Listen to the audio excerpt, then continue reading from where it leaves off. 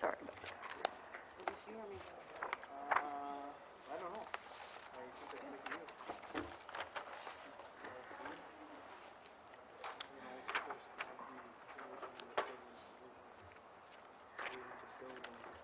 Oh, this is what you asked for. In case anybody wanted one. Ready? Where's Kathy? Please. Please. No later.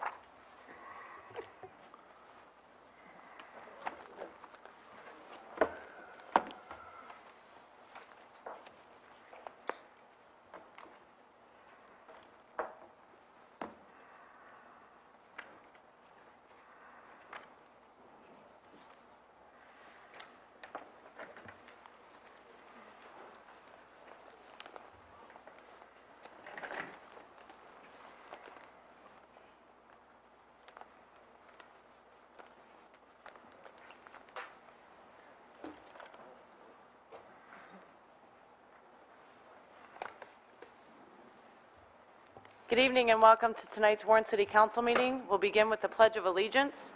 I pledge allegiance to the flag of the United States of America and to the republic for which it stands, one nation, under God, indivisible, with liberty and justice for all. Roll call, Madam Chair. Mr. Bacamino? Ms. Comartin? Present. Mr. Green? Here. Mr. Liss?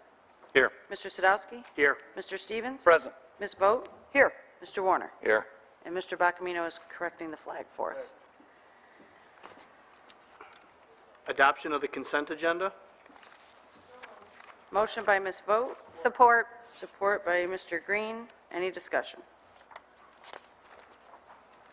Seeing or hearing none, I'll call the question. Ms. Vogt. Yes. Mr. Green? Yes. Ms. Comartin? Yes. Mr. Bacamino? Yes. Mr. Liss? Yes. Mr. Sadowski? Yes. Mr. Stevens? Yes. Mr. Warner? Yes. Camp, yes. The motion passed unanimously. Adoption of the agenda. Motion by Ms. Vogt.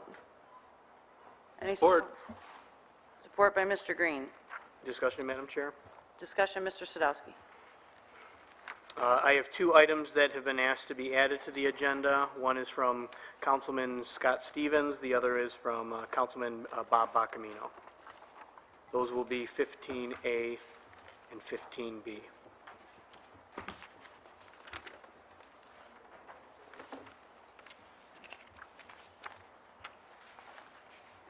Which, Mr. Bacamino's will be B?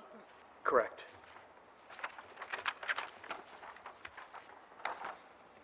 Any other discussion regarding the agenda? Seeing or hearing none, I'll call the question. Ms. Vogt. Yes. Mr. Green? Yes. Ms. Comartin? Yes. Mr. Bacamino? Yes. Mr. Liss? No. Mr. Sadowski? No. Mr. Stevens? Yes.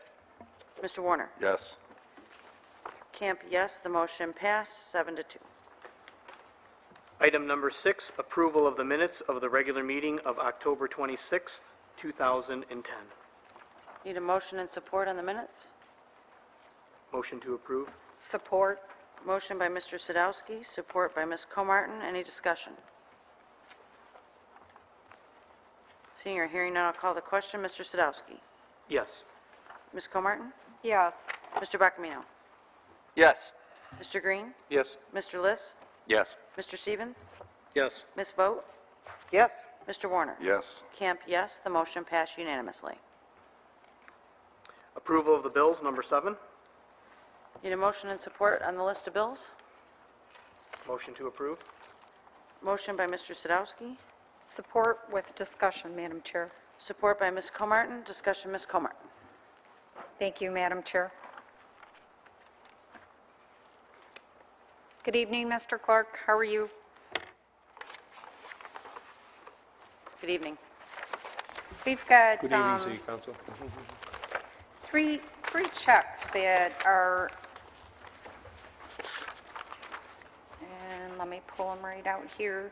We have check number 86534 for Axe and Eklund, and that was for $51,280.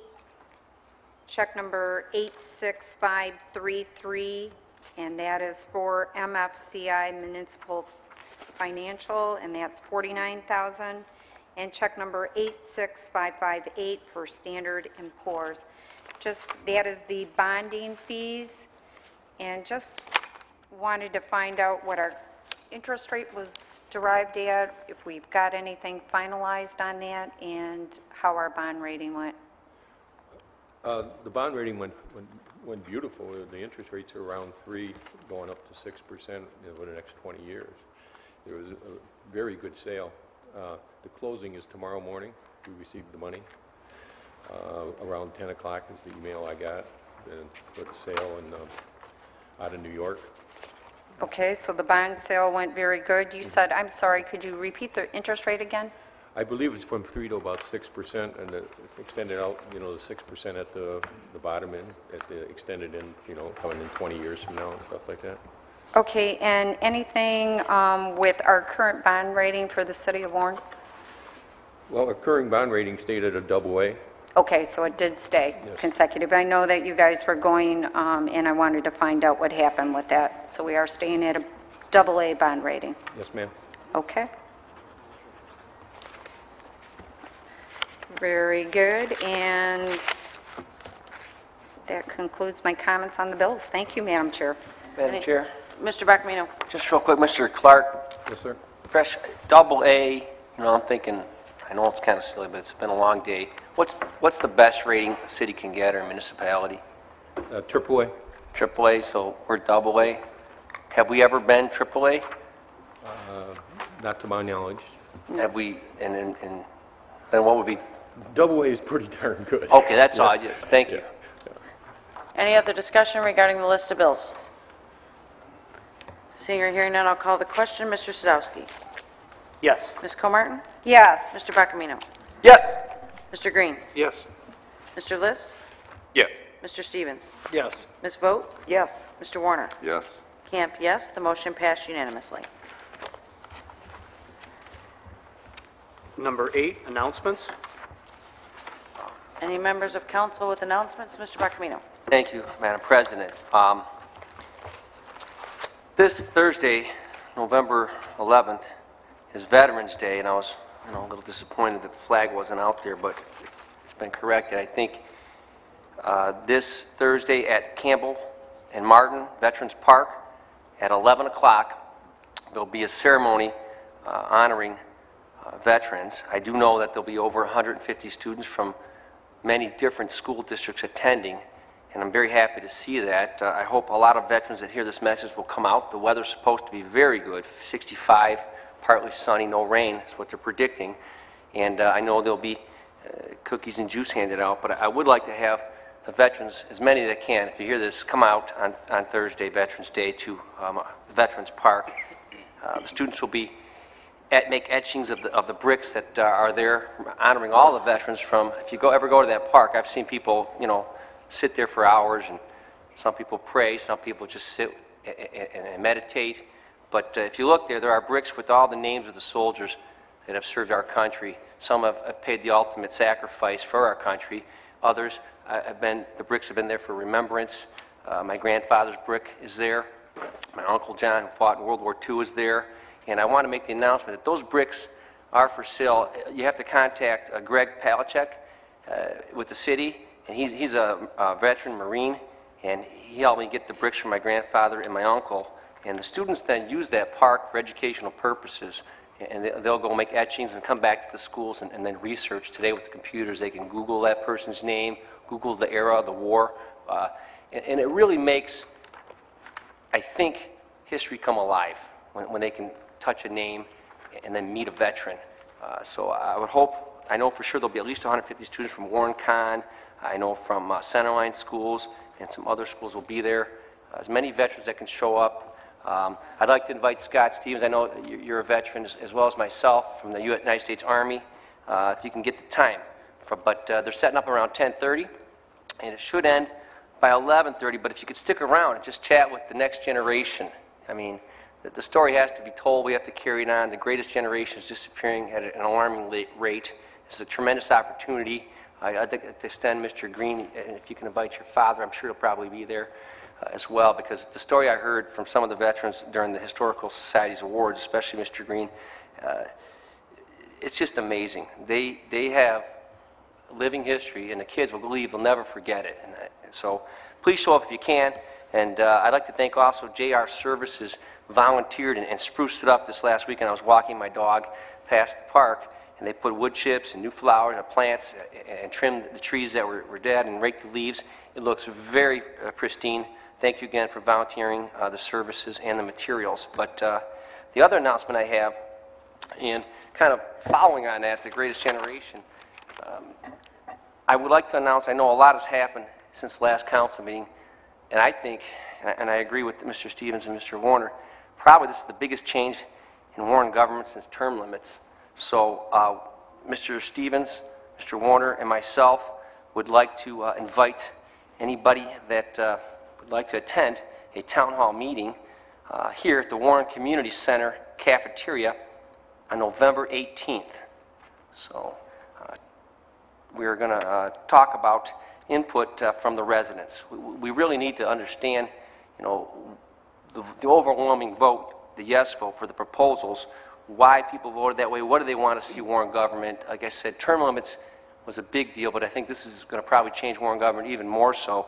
So we'd like to gather input from all the residents on the recent ballot proposal so that the apportionment of the 5 council districts, we can get a better grasp, get our hands around why people voted that way, what do they want to see, what is the new government going to look at from your point of view. We really want to listen to your input and just gather that and pass it on possibly to other people that are involved so we can move forward with this and welcome everybody to jump on board. But that, again, town hall meeting, Mr. Stevens, Bacamino, Warner will be having here at the cafeteria November 18th, 6:30 p.m.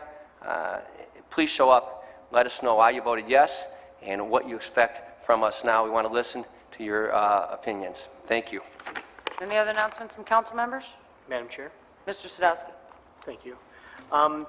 As most people know, Comcast is going through a digital transformation, and if you don't have these digital boxes in your house, you won't be able to receive certain channels with Comcast now. Comcast will be offering customer digital equipment for up to 3 TV sets, one digital set for on top box, and 2 digital adapters at no additional cost. You can pick these up at the Hoover or the Van Dyke location. You could also contact Comcast at 877-634-4434, and if you had any questions regarding that. I'm not sure exactly what the date of the total transition is going to be, but... In effect already. Is it taking effect already? So if you're missing some of those channels, you'll know just to go ahead and get the box. Like I said, it's an upgrade, so Comcast is giving those up to 3 boxes to their customers for free. So thank you. Any other announcements from council members? Madam Chair. Ms. Vogt. Thank you, Madam Chair. I just want to say thank you to the unions, their leadership, their membership, and all of the residents of Warren who came out and worked very hard on the No Wards for Warren. We, obviously, it went down in flames. And 60% of the voters said they want change. And so they want change, change there shall be. No doubt about it. But a lot of people worked very hard, contributed their time. It was great to see the unions united. All of the city unions got together and helped us out with this. We've filed our final report. No Wards for Warren is officially closed. As any type of committee, it is done. We're not filing any lawsuits or anything like that. In fact, I would think, if anything, the big question is, does that provision violates state law and who does the redistricting. So that's up to the mayor. I mean, I would think he might want to request declaratory relief from the court, someone to make a decision so that he doesn't violate state law. It won't be us who violates the state law if it proceeds as is. It would be the mayor. So I can't speak for other council members. I would think if we received that request from the mayor, we would acquiesce. Certainly everybody wants clarity. But I certainly have no intention of filing any lawsuits, and haven't heard that any of my colleagues are planning to do so either. So, again, just thank you so much to all the residents who supported us, who were so kind and so generous. It's greatly appreciated. Thank you. Any other announcements? Madam Chair. Mr. Stevens. Thank you. I guess this is more of a clarification than anything else. In today's Warren Weekly, in the letters to the editor, there was a letter to the editor by a young lady, and she referenced council benefits and pensions and everything else in relationship to the past proposals, and I'm tired of being painted with that brush. Council, I don't know if it was the past council or council before that, but they started making provisions to reduce the benefits that council members got, and that is in the process. So as new people are elected to council, they don't receive the same benefits, the same health care, if they don't receive a defined benefit or retirement health care. I myself, I'm forced, in fact, to pay into a health retirement system, even though I don't want to. So part of my check goes into that. Part of my check is required to go into a 401k, even though I have my own retirement where I work. So that reduces my check. So council did a number of years, exactly when I'm not sure, but they did take actions to start reducing those benefits. And so for people to say that, and for, there was this lady mentions the facts were brought to light in a voter guide which was mailed to Warren residents by an unknown source. Those really aren't facts that were in that guide, because it's not true of me. And I just want to not be painted with that brush, that wide brush. I pay into a health retirement system, I pay into a 401k, I do not get a defined benefit, and I do not get retirement health care. Thank you. Just to further Mr. Stevens' comment for clarification, those amendments went into place in 2001, and there's no one on this council that gets a defined benefit. So I'll leave it at that. Yeah, no long-term health care. That was all done away with almost 10 years ago now. Yeah. All right, any other comments from council members? Yes, a quick announcement, reminder that there is a ceremony at City Hall for the Warren veterans. I believe it's 10 a.m. Yeah, Korean veterans. Yes, that's with the mayor. 10 a.m. All right, we'll go to the next agenda item. Next agenda item is number 9, a public hearing, in re appeal of determination of nuisance at 11252 Sherman, vacant, dilapidated one-story house, wooden garage, porch, and miscellaneous debris, and consideration and adoption of a resolution. Item number 9 is a public hearing. If there's anyone in the audience who would like to address this agenda item, may do so at this time.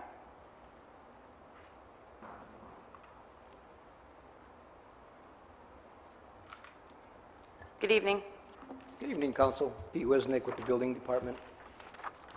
On this issue here, on May 20th, we had a nuisance abatement hearing, and the son-in-law of the owner appeared and stated that they were willing to remove this burned-out house. Mr. Johnson, our hearing officer, gave them 60 days. Nothing happened, so we moved this along to appear before this body. On October 18th, demolition permit was obtained by Able Demolition. And on these demolition permits, we require a start and a completion date. The start date was to be October 20th, and a completion date was to be October 27th, and to date, nothing's happened. Okay. Thank you. Close the public hearing and open this up for council action. Motion to abate. Support. Motion by Mr. Green, support by Ms. Vogt. Any discussion? Madam Chair. Ms. Comartin. Thank you. I have received actually comments and calls from residents in regards to this one. They are looking forward to have this torn down. They've been dealing with this house for some time, actually approximately about 14 months. So it has been a very long haul for the citizens on this one, and the residents are looking to have this taken down. Question, if I could, please.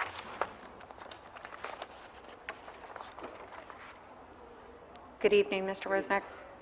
On the resolution, I know it says that the nuisance shall be abated within, what are you planning on taking this down, within how many days? The resolution doesn't have that timeline in it, but I would like the timeline stated for the general public.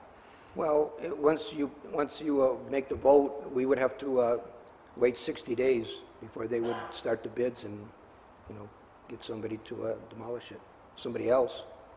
Okay, so If you're this, looking within a 60-day time frame? Yes, if we have to get another demolition contractor, if this one doesn't move on it.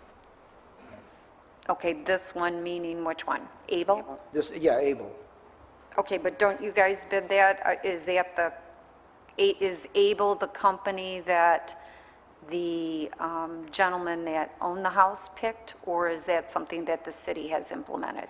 No, there was a Linda Matt, I don't know if she's the owner or has something to do with it, but they hired Able. Okay, but in case Able does not do it with that the resident hired, then you still go out for a bid process, correct? That's correct. You would vote on it, and then we would send it back to our public service and wait the 60 days and go through the process. Okay, just so the residents are aware. Thank you. Any other discussion from council members? Seeing or hearing none, I'll call the question. Mr. Green? Yes. Ms. Vogt? Yes. Mr. Warner? Yes. Mr. Stevens? Yes. Mr. Sadowski? Yes. Mr. Liss? Yes. Ms. Comartin? Yes. Mr. Buckamino? Yes. Camp, yes. The motion passed unanimously. Item number 10, a public hearing, in re, appeal of determination of nuisance at 20871 Sunset, vacant, dilapidated one-story vinyl house, block garage, and miscellaneous debris, and consideration and adoption of a resolution. Item number 10 is a public hearing. Anyone here that would like to address this agenda item may do so at this time.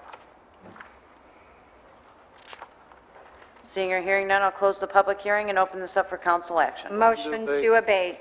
Motion by Ms. Comartin, Support. support by Ms. Vogt. Any discussion? Seeing or hearing none, I'll call the question. Ms. Comartin? Yes. Ms. Vogt? Yes. Mr. Warner? Yes. Mr. Stevens? Yes. Mr. Sadowski? Yes. Mr. Liss? Yes. Mr. Green? Yes. Mr. Buckamino? Yes. Camp, yes. The motion passed unanimously.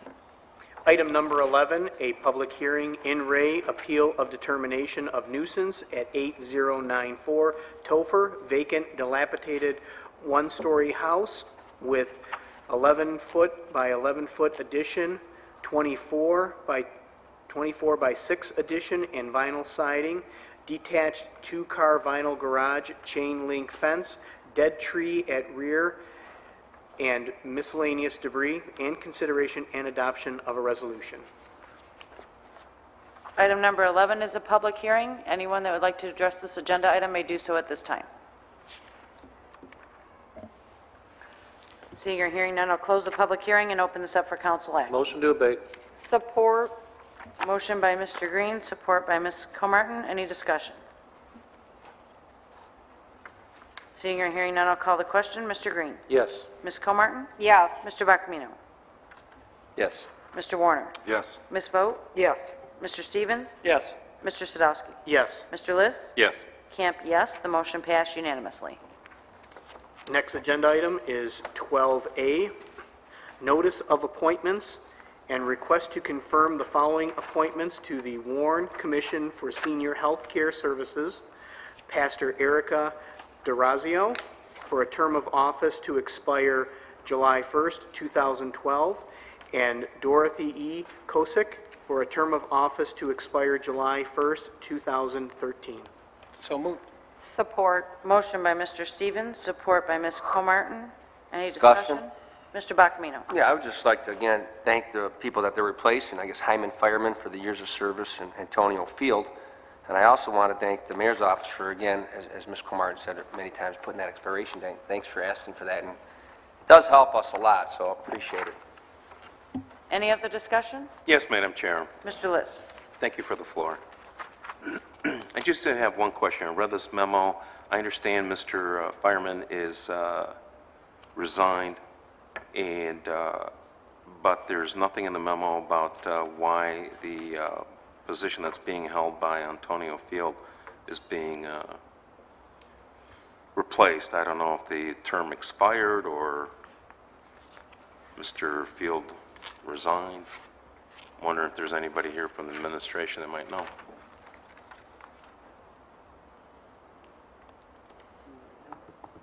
That's all the comments I have.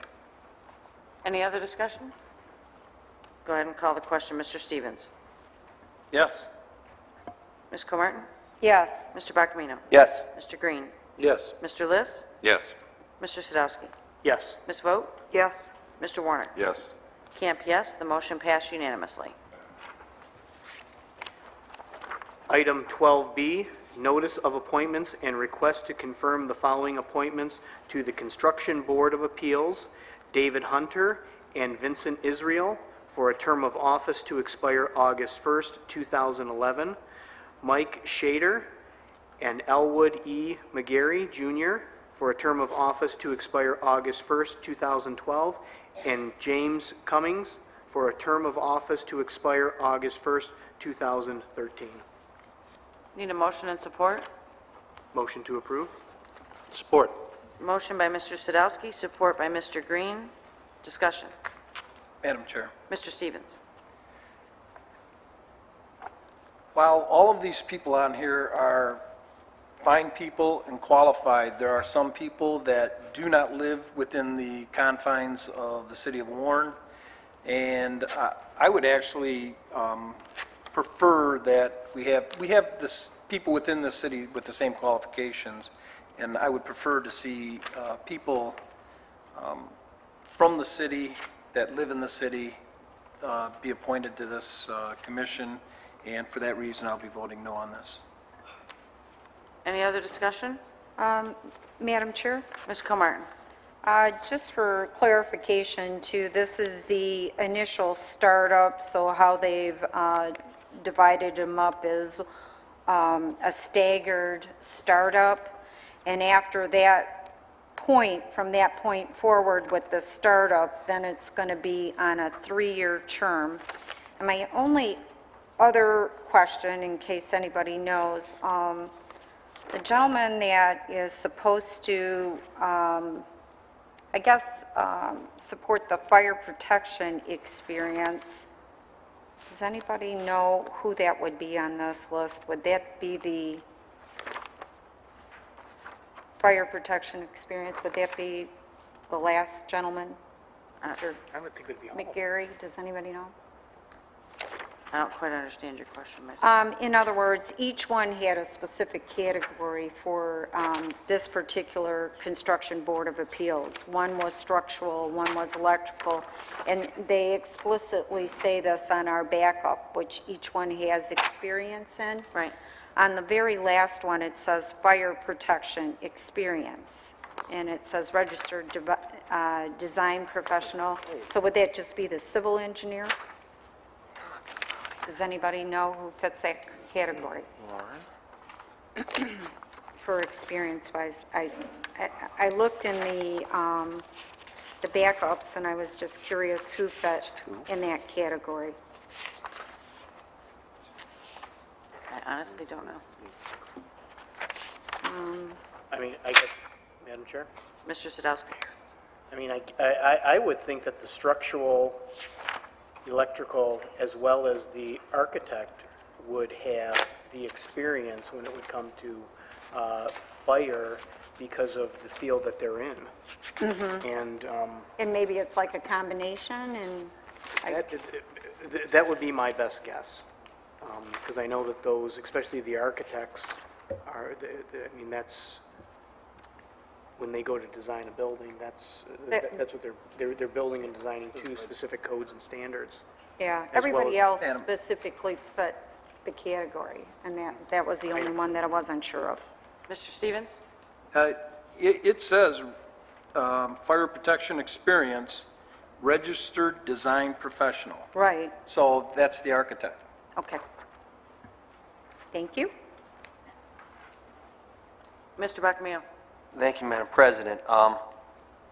Maybe some clarifications through the chair to Mr. Stevens. I'm looking, two of the people are from Warren. Did you say all of them were not from Warren? Because I'm reading No, right now. I said some of them Oh, were. some of them. Okay, I'm looking at two of them are from Warren. Yeah. I agree with you. I would like to see more from Warren, but I guess to the city attorney, I mean, that's a nice thing to ask for, but can we require that, or is there any way we could do that, Mrs. Cooper Green? Ms. Green? It's not in the ordinance, and this is the state board. This board is created pursuant to state law under the Michigan State Construction Code. So it's not a requirement. Okay, thanks for the clarification from both. Appreciate it. Again, I probably would... Well, we'll see how it turns out. Any other discussion from council members? Seeing or hearing none, I'll call the question. Mr. Sadowski? Yes. Mr. Green? Yes. Ms. Comartin? Yes, Mr. Bacamino? Yes. Mr. Warner? Yes. Ms. Boat? yes. Mr. Stevens? No. Mr. List? Yes. Camp, no. The item passed, 7-2.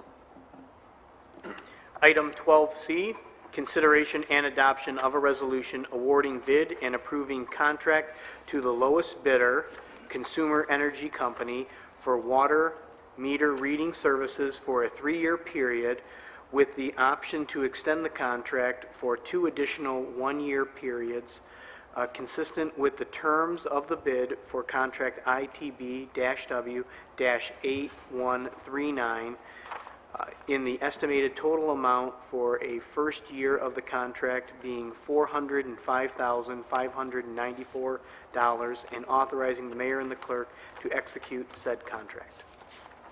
Need a motion and support? Motion to approve with this for discussion purposes, Madam Chair. Discussion? Motion by Mr. Sadowski, support by Ms. Vogt.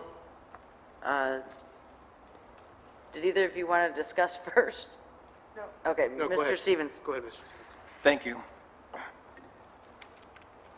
I've had this conversation with, I'm not sure if I had it with Mr. Polakowski or not. I know that I've had it with the Public Service Director and Assistant Director. We're doing a 3-year contract when we're going to be putting in new meters, and they should be in within 2 years, and we're paying top dollar for this. There's a much cheaper way to go where we will save over $120,000 per year. We can run it, either hire them hourly or pay them by the meter to read the meter, and the same way we do property maintenance. They pay their own weight, or drive their own vehicle, and we just issue them a 1099 at the end of the year. In fact, City of Southfield, where I work, we have temporary employees.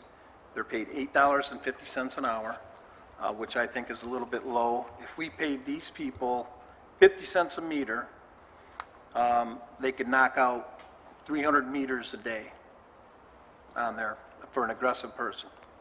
And by doing so, we'd save over $120,000 per year on the contract.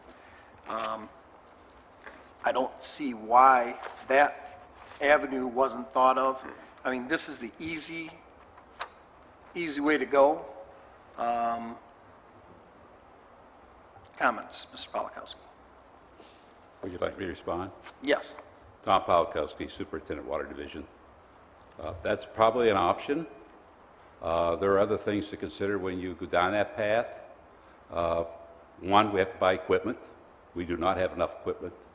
We would have to buy data units to transmit the reads into at $5,000 apiece. We would need approximately 15 temporary employees to do the reads, because we need 50,000 reads approximately a month. We have a very tight timetable to get those reads done so that we can get the data into the system and transmit it through our audits. We have to provide some way of transportation to get the people to and from the sites. We probably would need somebody to oversee them. We would have a lot of front-end training.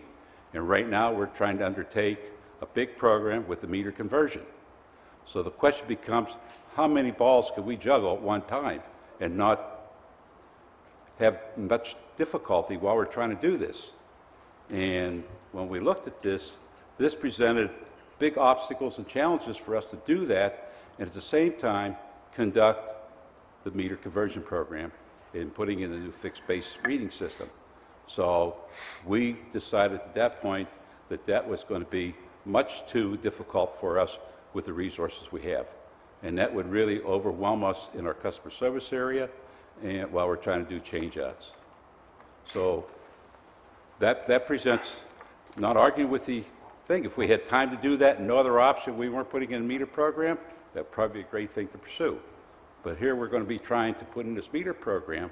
We need 6 months to do the software and 24 months to do the implementation. And then when we get right after the first of the year, in February, we're going to be trying to run the conversion of the software for a couple months in parallel with the current system. So to make sure that all that works well, when would you take the implementation conversion with consumer? Because we have to teach people reading routes and everything. So we would have a lot of front-end training to undertake to get that done. Well, I understand what you're saying, and the whole thing with the meter conversion program, to me, that's mock nix. We sat around and didn't do anything on the meter program for 2 years. This could have all been worked out, and it's so easy, 4 hours maximum to do the training on it. We do have some of the equipment. We would have to buy a couple pieces, but $5,000 is way high on the cost for a reader. No, these are the units that you need to be able to take the reads out of the handhelds that they use at the site, and they have to be downloaded and then transmitted to the processor in the city's central server. Right, and we have some of that equipment. The ones we have happen to be DOS 3.1. They are no longer being maintained by Neptune or supported on maintenance. They are done this year with it. Those are obsolete pieces of equipment. They will be out of service at the end of the year. We have no maintenance of contract or anything with Neptune to maintain those. So we would be faced with replacing those plus buying a new ones for the people who have to bring on. So we would have a sizable amount of investment to put into the program to buy the equipment, get it on board, and also get the readers for the people to have so they can read the meters at the houses. We're going to still have the same problems, getting in yards, fences, locked, dogs, so forth. Plus, we're going to take on the liability, okay, for these people reading if there should be any problem with injuries and so forth. I mean, there's things for us to consider just besides just putting somebody, give them a device and go out and read. Now, I disagree with what you're saying. It's not as difficult as you're trying to make it sound. I saw it put into operation a year ago. It is a rather simple process. You plug it in, you pull it out, you know if you got the read or not, and if you don't get a read, you can write down what's wrong with it. the way we're doing it now, we send somebody out there only after another 21 days when we don't have a read from that thing to find out what's even wrong with it. I think it's nothing short, it's just laziness, the reason why we're not doing it a cheaper way. And I would make a motion to table this until the Public Service Department and the can review this for another avenue rather than awarding this contract. Madam, Stevens, could Yes. you hold Madam, on? yeah, could you hold Yes, that I will hold for a it. moment? Yes. Okay. Thank you, Madam Chair. Ms. Comartin? Thank you, Madam Chair. Good evening. Question for you. Even to, when you talk about the additional equipment and purchasing it and cost of that equipment, also taking maybe another consideration or another approach is maybe doing every other month a read. You know, so we're cutting that cost right in half. Is that feasible and possible? That would be a problem from the standpoint that once you would change the frequency in which you do the reads from currently reading every month to reading every month, you're going to see your receivables go up because you will be having more cycle time from the time you read until you bill. So we're going to be going from monthly to every other month, so we would have an additional 30 days of receivables to absorb because we are buying water, consumers are using it, and we're reading every other month. When the city converted back in 2001 from quarterly to monthly, they were able to cut their cycle time from 3 months to 1 month at that time, and they were able to cut their receivables. That means they reduced the amount of bills that are open to be paid by the water consumers. So that's something that requires somehow to raise some revenue to be able to cover the increase in the receivables for the change in the read cycle from 1 month to every other month. All right, another question for you. We are currently doing the commercial reads right now. That is correct. How are we doing those? We go out and read those. We take 3 days. We read. We got 2,100 registers. It takes 3 people, 3 to 4 days to read 2,100 registers. Okay, so 2,100, what devices are we using if we don't have? We're using the DAP 9800, which is now going, it's a 3.1 DOS software. It will no longer be supported after this end of this year by Neptune. They have already written us and told us they will no longer provide maintenance contracts to support that for us. Okay, so that will be changing as of the end of December. Implementing the new meter system, when are we looking at starting that process of actually implementing them? I know we had 6 months of time that we were waiting for programming. Where are we right now currently? We're expecting the software target right now is to have it up and running by April 1st, convert out our commercials. As soon as that's done in the second quarter, start converting residential meters and the reading systems at that time. Okay, so when are you going to be implementing the meters specifically? Fall? We will actually start changing out meters in the second quarter of this coming year. Okay. And we have a ramp-up schedule that gets us to a peak installation rate. And once we're on that peak rate, we'll sustain that rate until we get through the cycle, and then we will have a deceleration rate at the end. And they said that the total expected time for that process from start to finish was 2 years? 24 months for the actual installation of the residential meters from the time we start that until we finish it. Okay, then why are we looking at 2 additional one-year extensions? Because the current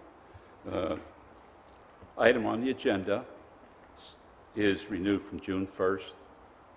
Okay, so the first contract year starts June 1st and runs until May 31st of 2011.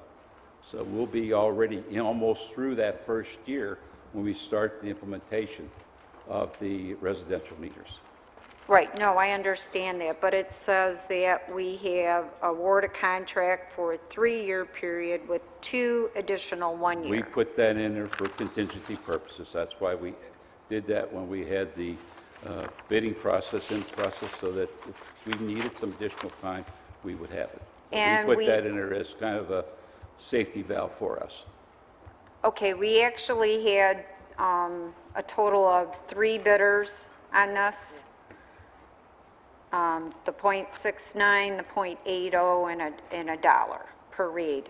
Was there any stipulation or any kind of openness in the bid specs for hourly or any alternatives? No, that was put out to be bid Specifically specifically cost for per read? outside bidding against consumers. All right, thank you. Thank you, Madam Chair. Mr. Sadowski? Thank you, Madam Chair.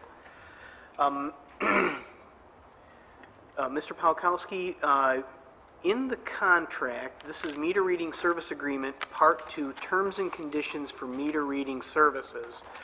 About the third one down, it indicates that meter reading during contract year June 1st, 2011 through May 31st, 2012, price increase will be based on living wage increase.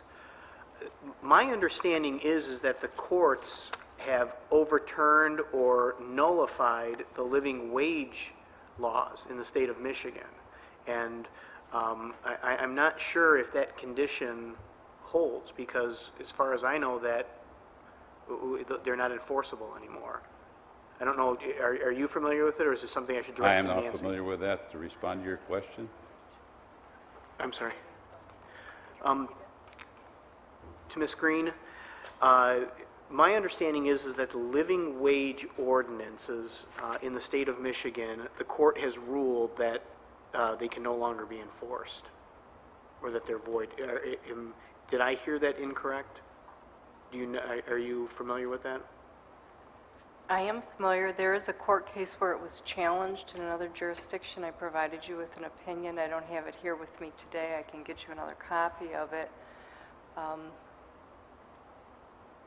Ann Arbor, it was repealed. It was in Ann Arbor, but I don't have it here with me. I don't think they had gone all the way through the court system and there was any finality to it, but they have certainly been challenged. And So it's still in the process then, is what you're saying? Yes. Okay, thank you. That's all I had, Madam Chair. Ms. Thank you. Vogt? Thank you, Madam Chair. Looks to me like this contract started June 1, 2010. Is that correct? correct. All right, so we've been operating for the last 5 months without a contract? That's correct. What was, The bids went out. We wrapped up the bids in May to come to the council. But to get there, we had to have a contract from consumers. Consumers had some administration problems putting the contract together with personnel changes there. And it took them that time, and they delayed us until September. So they agreed to hold the old price until they could get that contract processed by then. but you And that's didn't, created the delay. you didn't come to council to approve that? Because we had no options, we didn't know when we were going to get that from them. Okay. And I couldn't give you a commitment. You would have asked me, well, when's it going to be signed? And I would have been unable to tell you when that would have got through their process there. All right, so they're willing to continue on this, under this contract without a contract, right? Up to the point of September 30th, which, We're past September 30th. right, now they They're, want they're still operating, right? consumers still operating for us. All right, then there's no urgency. I have to agree with Mr. Stevens. I mean, when you think about the number of people in this city who are unemployed, available for work, and would be willing to take on, what Mr. Stevens said, they're paying $8.50, I mean, even $10 an hour, and would be more than happy to do it. And I think we would have better control, better oversight of the meter reading process than if we had consumers doing it. So I agree with Mr. Stevens, and if everyone else has finished speaking, I'd support his motion. Discussion. No, okay. But, yeah, I want to see some alternatives. Because we would definitely have to buy equipment. There'd be cycle time to buy equipment and so forth to get it in here, because we would need equipment. We do not have equipment to do that. Okay, there's some surrounding cities who have already had the meter replacement program. Oh, sure, yes. Yes, they might have some equipment they want to sell. So I would suggest that we look into that. And then however long Mr. Stevens suggests we table this would be fine with me. Let's see some alternatives. Because it's going to cost us to do that, Thank you, Madam Chair. and time. Thank you. Mr. Green? Thank you, Madam Chair. Agree with everything that's been said so far. The one thing I haven't heard is positive solutions. We come up with a comment that's, no, we can't do that, no, we can't do that. But I do recall that a year ago, it was consumers is going away. They're not going, they don't want to do this anymore. And I'm kind of taken aback that there wasn't a plan put in place to do exactly what we're talking about here. If consumers was, from what I recall, correct me if I'm wrong, they don't want to do meter reads anymore. So we should have had this plan in place, or at least some structure of a plan to take care of this. Yes, we may have to buy some equipment, and that may be a short term, but as Councilman Vogt said, there's other cities around here that may have equipment available. So I would like to see this tabled, and I'd like to see some alternatives. There is several clauses in here that I don't agree with, and this bid was open on April 28th, and we're getting it now? I don't understand. No, bid was, we had the bid, okay? We were ready, but we did not have a contract from them. They were the low bidder, then a contract had to be prepared. They wanted to use the contract from 2001 and just amend it. Our city wanted a revised contract to be written on, so it was current, date and time-wise. And that created the delay. Because that was, we were told by our legal department, they wanted that contract updated, rewritten, and that's what created the delay. There's several areas in this conversation that don't match up, and maybe I'm hearing it wrong, I don't know, but I'm going to stop at this point, and we'll go forward with the tabling after the discussion is finished. Thank you, Madam Chair. Mr. Bacamino? Thank you, Madam Chair. I'll try to be as quick as I can. I'm having a hard time understanding it the more I hear my fellow council people ask the great questions that I'm hearing, because we did think that consumers would be gone, but I'm hearing now 3 years, but it takes 2 years for installation. Why? Once we have the entire meter program up and running, we don't need anybody to read them anymore, I thought. Let me take a moment to explain a few things on the program and interface. Just, do we need, after the, I don't need, we've been through we have meetings of the whole of this, Mr. Polakowski. I don't want to reiterate, because I do have notes, I can look them up, but I just want to know, am I correct, once the meters are in place, we will no longer need the services of consumers' energy? That's correct. Then if the meters are going to take 2 years to be up and running, why do we need a 3-year contract? Okay. With a 1 year addition, 2 additional years, as Ms. Cole-Martin said, I agree with her 100%. Contract would start June 1st, which is already, what, 6 months? Well, let me stop right there. My next question, if we vote this down instead of tabling it, how are you going to read the meters? If we don't get approval to use consumer, we cannot read the meters. We have no way of reading our meters. So you came to this council tonight, though, kind of, we're handcuffed here, because you see what I'm saying? You have this, we're under a contract right now with Consumers Energy. I don't think you want to handcuff us, because we need No, to you've read the handcuffed meters so us, we can Mr. continue to bill our Polakowski. customers. Mr. Polakowski, if we vote this down, your department's in trouble. You don't have a contingency plan. You've handcuffed us, and I think that's why you're getting resistance from the council. We can't vote no, can we? Because then you're in big trouble. The whole department's in trouble. We can't read the meters. We're in trouble because we need to read these meters and continue to do what we're doing. So we have to vote yes because we're in trouble. I would support that motion to table. I hear what they're saying, and you know, the best way out of recession is to put people to work in our city, and if we can find a way in the 2 weeks that we table this, or how long, I don't care how long you table it, we can put 6 Warren residents to work that already live here, or if we can bring people to move back into the city, that's fine. But right now, I don't feel comfortable passing this because you're forcing me to vote yes. I don't like to be forced to vote anyway. I don't like to be told how to vote. Thank you. Mr. List? Thank you, Madam Chair, for the floor. Mr. Polakowski, what is the current rate that consumers charges us for a meter read? 65 cents per The meter. same as under this contract. Now I want to clarify something. It's a little hard to hear sometimes from that microphone. The bids went out for this contract in May of this year. I'm asking. We put it out for bid in Okay. April. When did This the came bids- back to us in May. When did the bids come back? When did the bids come back? They came back in time in May. Okay, so we sent it out in May and came back in May. Went out in April and came back in May. Okay. And the delay in getting this contract to the council was over the language of the contract that Consumers Energy was asking for. What we were asking Consumer for, we asked Consumer that we wanted to have the contract updated.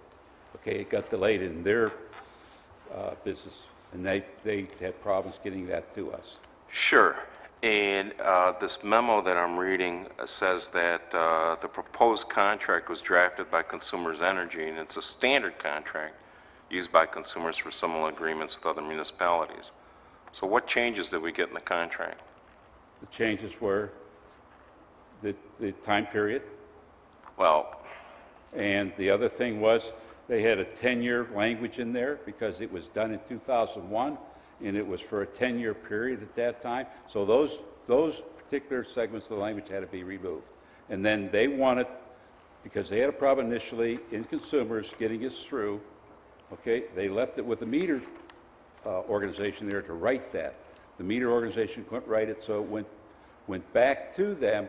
They then came up later on with a way to prepare it. It came to us, then it went back to them for their final legal review after we got a chance to see it. their contract expired with the city in July of this year? June 1st. June 1st. And so how have we been, how do we extend the contract with consumers for them to keep reading the meters? Consumers kept reading and held the rate of 65 cents until we get this processed. Say that again? Consumers held the price until we could get this processed.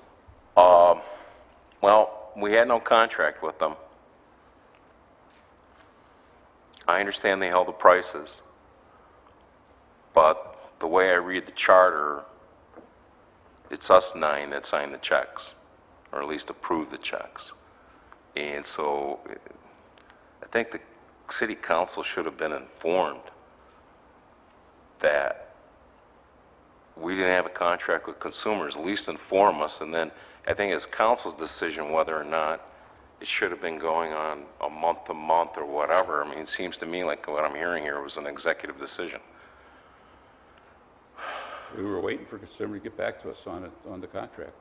We were tied, and I couldn't come and tell you when it was going to be written. I had no idea at that time. Well, oddly enough, I think that if we decided not to pay consumers, we could have said, you know what, you didn't have a contract with us, we probably would have won. And that's not a way to do business. We need to be aware of what's going on out there. I, too, support the tabling motion presented by Councilman Stevens. Thank you. I won't belabor this any longer, but I do have one point of clarification, and this would probably be better to Ms. Green. The contract states on page 1 that the initial agreement continue in effect till May 31st, 2013. All right. But it talks about that the meter reading is expected to commence on June 1st, 2010. But if you turn over to page 2, the second line down says, for meter reading during contract year June 1st, 2001 through September 30th, 2010. I'm sorry, 2009.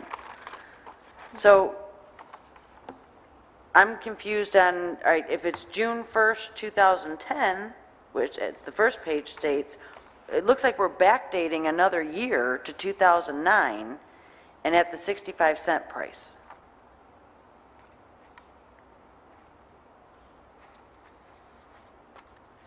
Do you have any knowledge on what that is? No, I don't.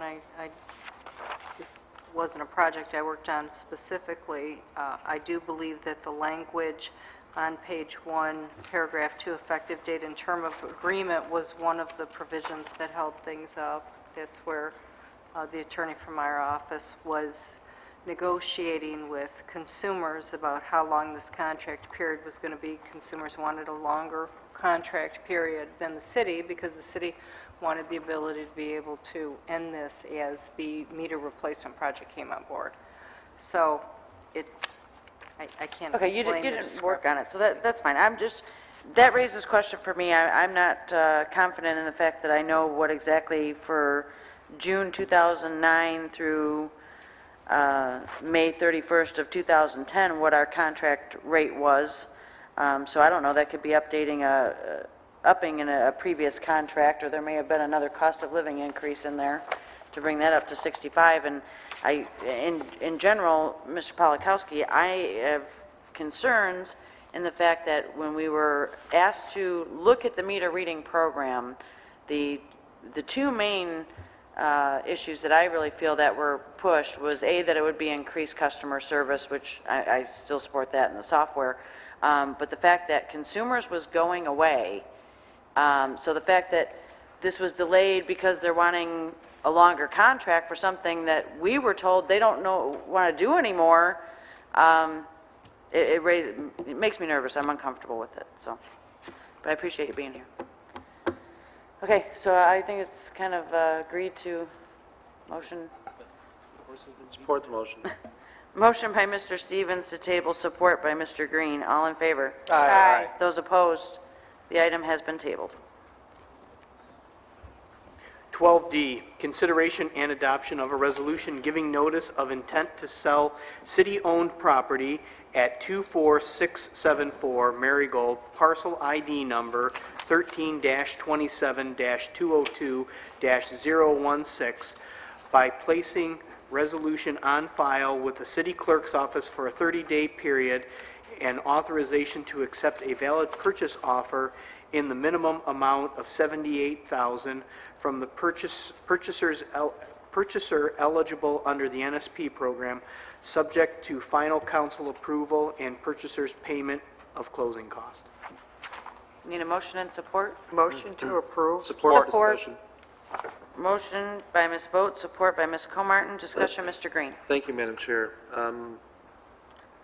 Through the chair, the city attorney, we had this come up before, and I don't recall in this one whether or not this house has already been appraised, but didn't we have the question come up before that we made the stipulation that if it comes within X percent of, if the 78,000 is X percent of the appraisal, they don't have to come back and lower the price down $1,000? That was when it's actually for sale. This is just giving the notice of intent to sell. Yes. Okay, Yeah. okay, thank you.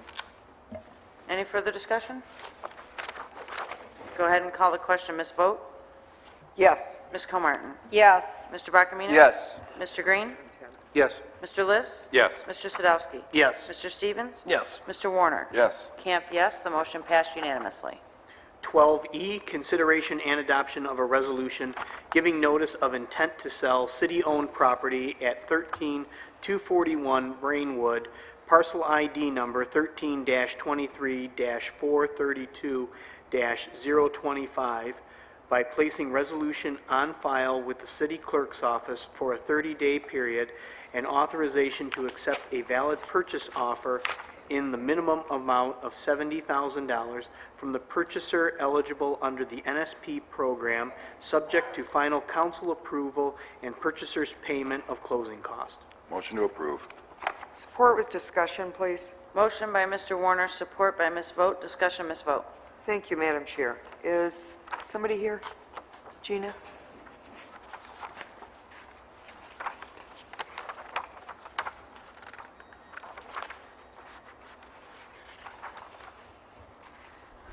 This one as well as the last one, Ms. Cavalier, if you want to identify yourself, go ahead.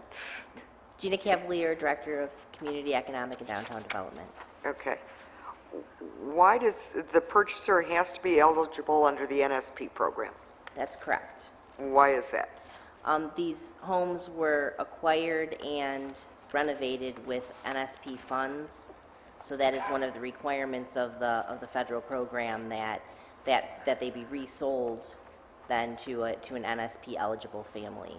I do have the guidelines here, and for anybody who's interested in these homes, they're nice homes in nice neighborhoods. Something that you could state very briefly for the audience? Yes, I mean, just for, it's 120% of the area median income, so this is not necessarily a low-income program. A family of 4 can have an income of over $80,000 and qualify. They'd be eligible, so a very large portion of our population would be eligible to purchase these homes, Okay. as well as somebody coming in from outside of the city. All right, because we had an issue a while back about using the NSP money and not being, having difficulty finding NSP eligible people to purchase HUD homes, what have you. This is different. This is a different portion of the program. These homes are renovated. People will need to qualify for a mortgage, and we can help them through that process. But they're completely renovated. They're ready to move in, and I think that they're a great value, a great opportunity for families. They've been built very energy efficient, so the cost of living in the home should be reasonable as well. Well, I know we spent quite a bit of money renovating these homes. And Yes. so I'm sure it is a good value, and hopefully we'll get a lot of people interested in qualifying. Yes, and these are the first 2. There's many more. So I think it's a good opportunity for people, and hopefully they'll take advantage of it. If they have any questions, they can call our office at 574-4686. 574-4686. That's correct. And as people come in and show interest in these homes, would you be able to keep a list for the future homes that become available? Yes, and I can post that on the website. These are going to be listed through the real estate agent that council approved a couple weeks ago. Okay. So Very the good. signs should be going up shortly. Thank you. Thank you. Any other discussion? Seeing or hearing none, I'll call the question. Mr. Warner? Yes. Ms. Vogt? Yes. Mr. Stevens? Yes. Mr. Sadowski? Yes. Mr. List? Yes. Mr. Green? Yes. Ms. Comartin? Yes. Mr. Bachman? Yes. Camp, yes. The motion passed unanimously.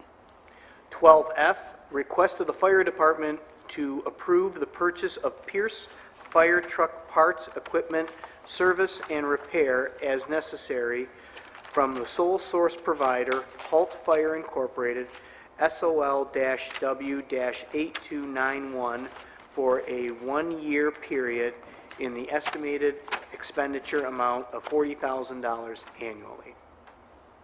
Need a motion and support? Motion to approve. Support. Motion by Mr. Warner, support by Mr. Bacamino. Any discussion? Discussion. Mr. Stevens? Through the chair to Mr. McAdams.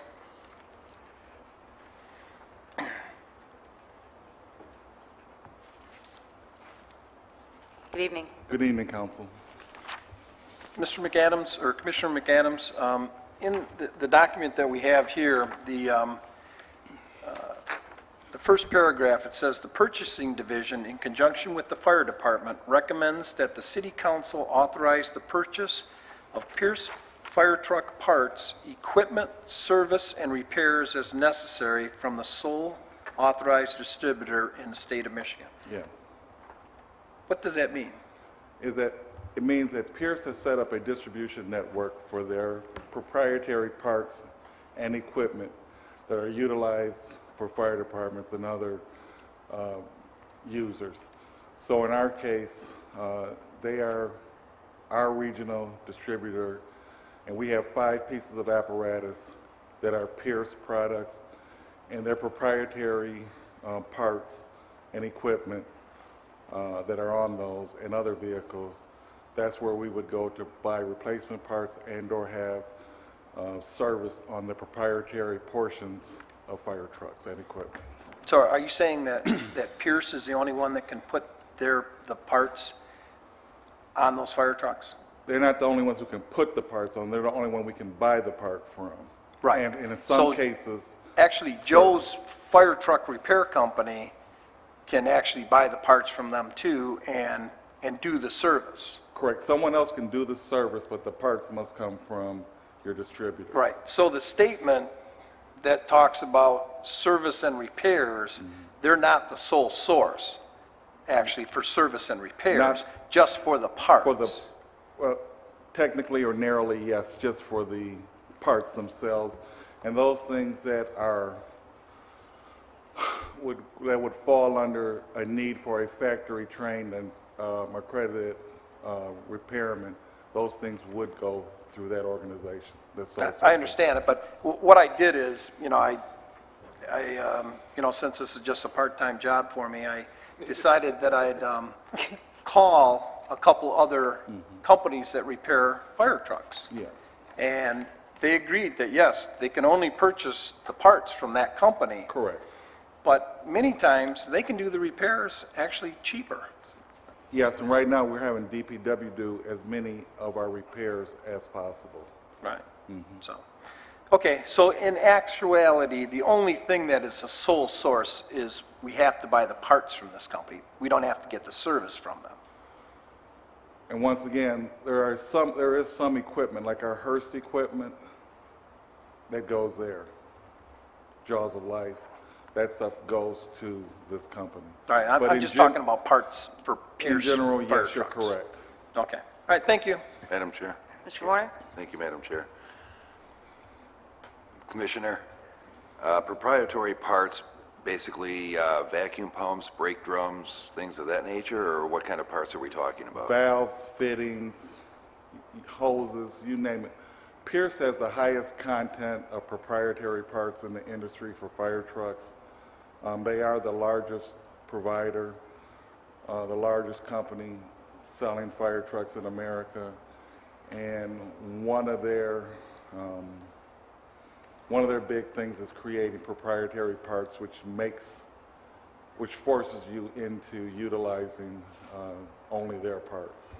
Now, you're talking about the estimated expenditure amount is $40,000 annually. Are these parts that have to be replaced every year, or are they just parts that we're going to keep in stock in case there's a breakdown or?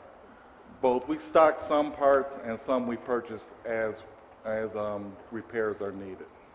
Now, although we haven't been privy to the future plan of the trucks that you would like to purchase, but off-the-cuff question, would they be Pierce trucks as well? I hope not. But they are the largest manufacturer, and if they are the low bid, then unless I can come up with a compelling reason to convince you to deviate from the low bid, Pierce could be our provider of future fire trucks. How many different companies manufacture fire trucks? There's about 6 or 7 that are well-known. There's another 10 to 20 that are extremely small, and I wouldn't want to touch them. But there are probably 7 to 10 well-known fire truck manufacturers in America. Okay, thank you. Madam Chair. Mr. Bacamino and then Ms. Comartin? Thank you, Madam Chair. And the reason I supported Mr. Warner on his motion for this, and I have to have a little bit of clarification. We talked on the phone, and we do have trucks that need these parts. Mr. Stevens brought up a point, which I'm not sure if I agree or disagree with, but maybe you can help me. If you do go to Joe's fire truck repair shop here, we have to pay them for the labor and the part, correct? I mean, if we outsource the repairs, Yes. they would purchase the part, because they're authorized to do that, then they would have to install it. How long would that remove our trucks from the service then? Would that increase time or decrease time? It could. What we've traditionally done is we bring a authorized or certified Pierce repair person into the city, and we're able to order parts as needed and have him install in our DPW and formerly in our apparatus garage. However, when it does go to John Doe repair facility, depending on the facility, whether we have a relationship with them, they either order the parts for us or we bring the parts with us. And sometimes it's a combination of both. As you get into something, sometimes you need more than what you just expected. Now, has it been your experience, if we order the parts separately, are we getting a better price than if we did have it repaired somewhere else? Did they build that into their profit margin, or? Our experience has been is that if we order the parts ourselves, then we cut out the middleman and the markup. And I kind of understand what you're saying, Mr. Stevens, but I have to disagree with you on this point. I think we get rid of the middleman, parts that we can repair, we might save some money, but I understand your argument, it's valid. And I think maybe in the future we could, you're right, maybe if we can get more reliable and better trucks. I was talking, I was at a wonderful wedding this weekend, and I ran into one of our firefighters. I'm not going to mention his name in that, but I actually talked to his wife. And they purchased a house here 3 years ago in Warren, you know, when everything was up and the bottom fell out. So, of course, they're underwater like all the rest of us, or just, I should speak for myself, I guess. Me too. And you too, thank you. But, you know, he's a new hire, so he's coming in on the new contract. They sacrificed a lot here, but I think we need to probably keep these trucks running. And for $40,000, I understand maybe in the future we could change that. And if there's whatever, we have to have a plan. Yes. How we're going to rotate this fleet. But right now, I supported Mr. Warner's motion because I think that especially his wife doesn't need to be worried about the truck breaking down. And if it does, we can maybe get it fixed in DPW and get it back on rolling again to help our citizens. So I will support, I'll keep my support. Thank you. Ms. Comartin? Thank you, Madam Chair. Good evening, Commissioner McAdams. I know we had a conversation earlier today, and one thing that you stated to me, and I thought it was really important too, is right now DPW is not charging you for the labor. Correct. So basically, we're paying for the parts. Yes. Now, when you looked at, you had given me a breakdown of different engines and the repairs that we've had in the last year. To have kind of maybe a fleet consensus when we're looking at purchasing equipment down the road, I think that would be very helpful to council to see what trucks are the ones with the most repairs and you know, for consistency and reliability, maybe to take it from that perspective. And I know looking at this as being a sole source provider, but another interesting point that you had brought up is that you said that in our engine 2006, the one that we had for that Pierce engine, we had a one-year warranty with that, and then you were talking about looking at, with the new equipment, getting a 5-year extended warranty. Correct.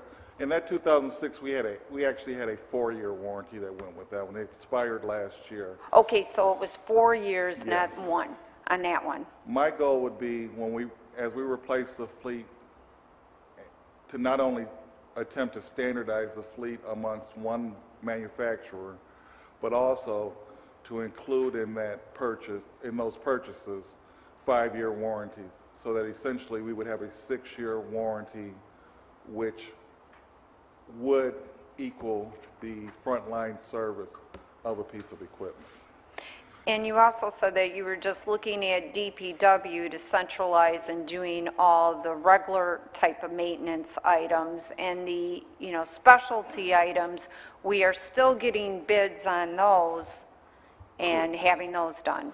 Correct. Without speaking for DPW, as they replace personnel, they are looking at hiring a mechanic who's certified in fire truck repair for the specific brands that we currently have in our fleet.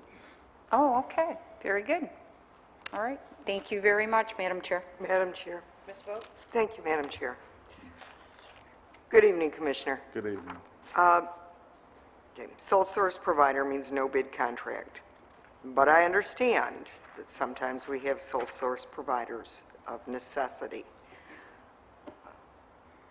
But since we don't have to use Pierce for the service, Can we break that out of this proposal?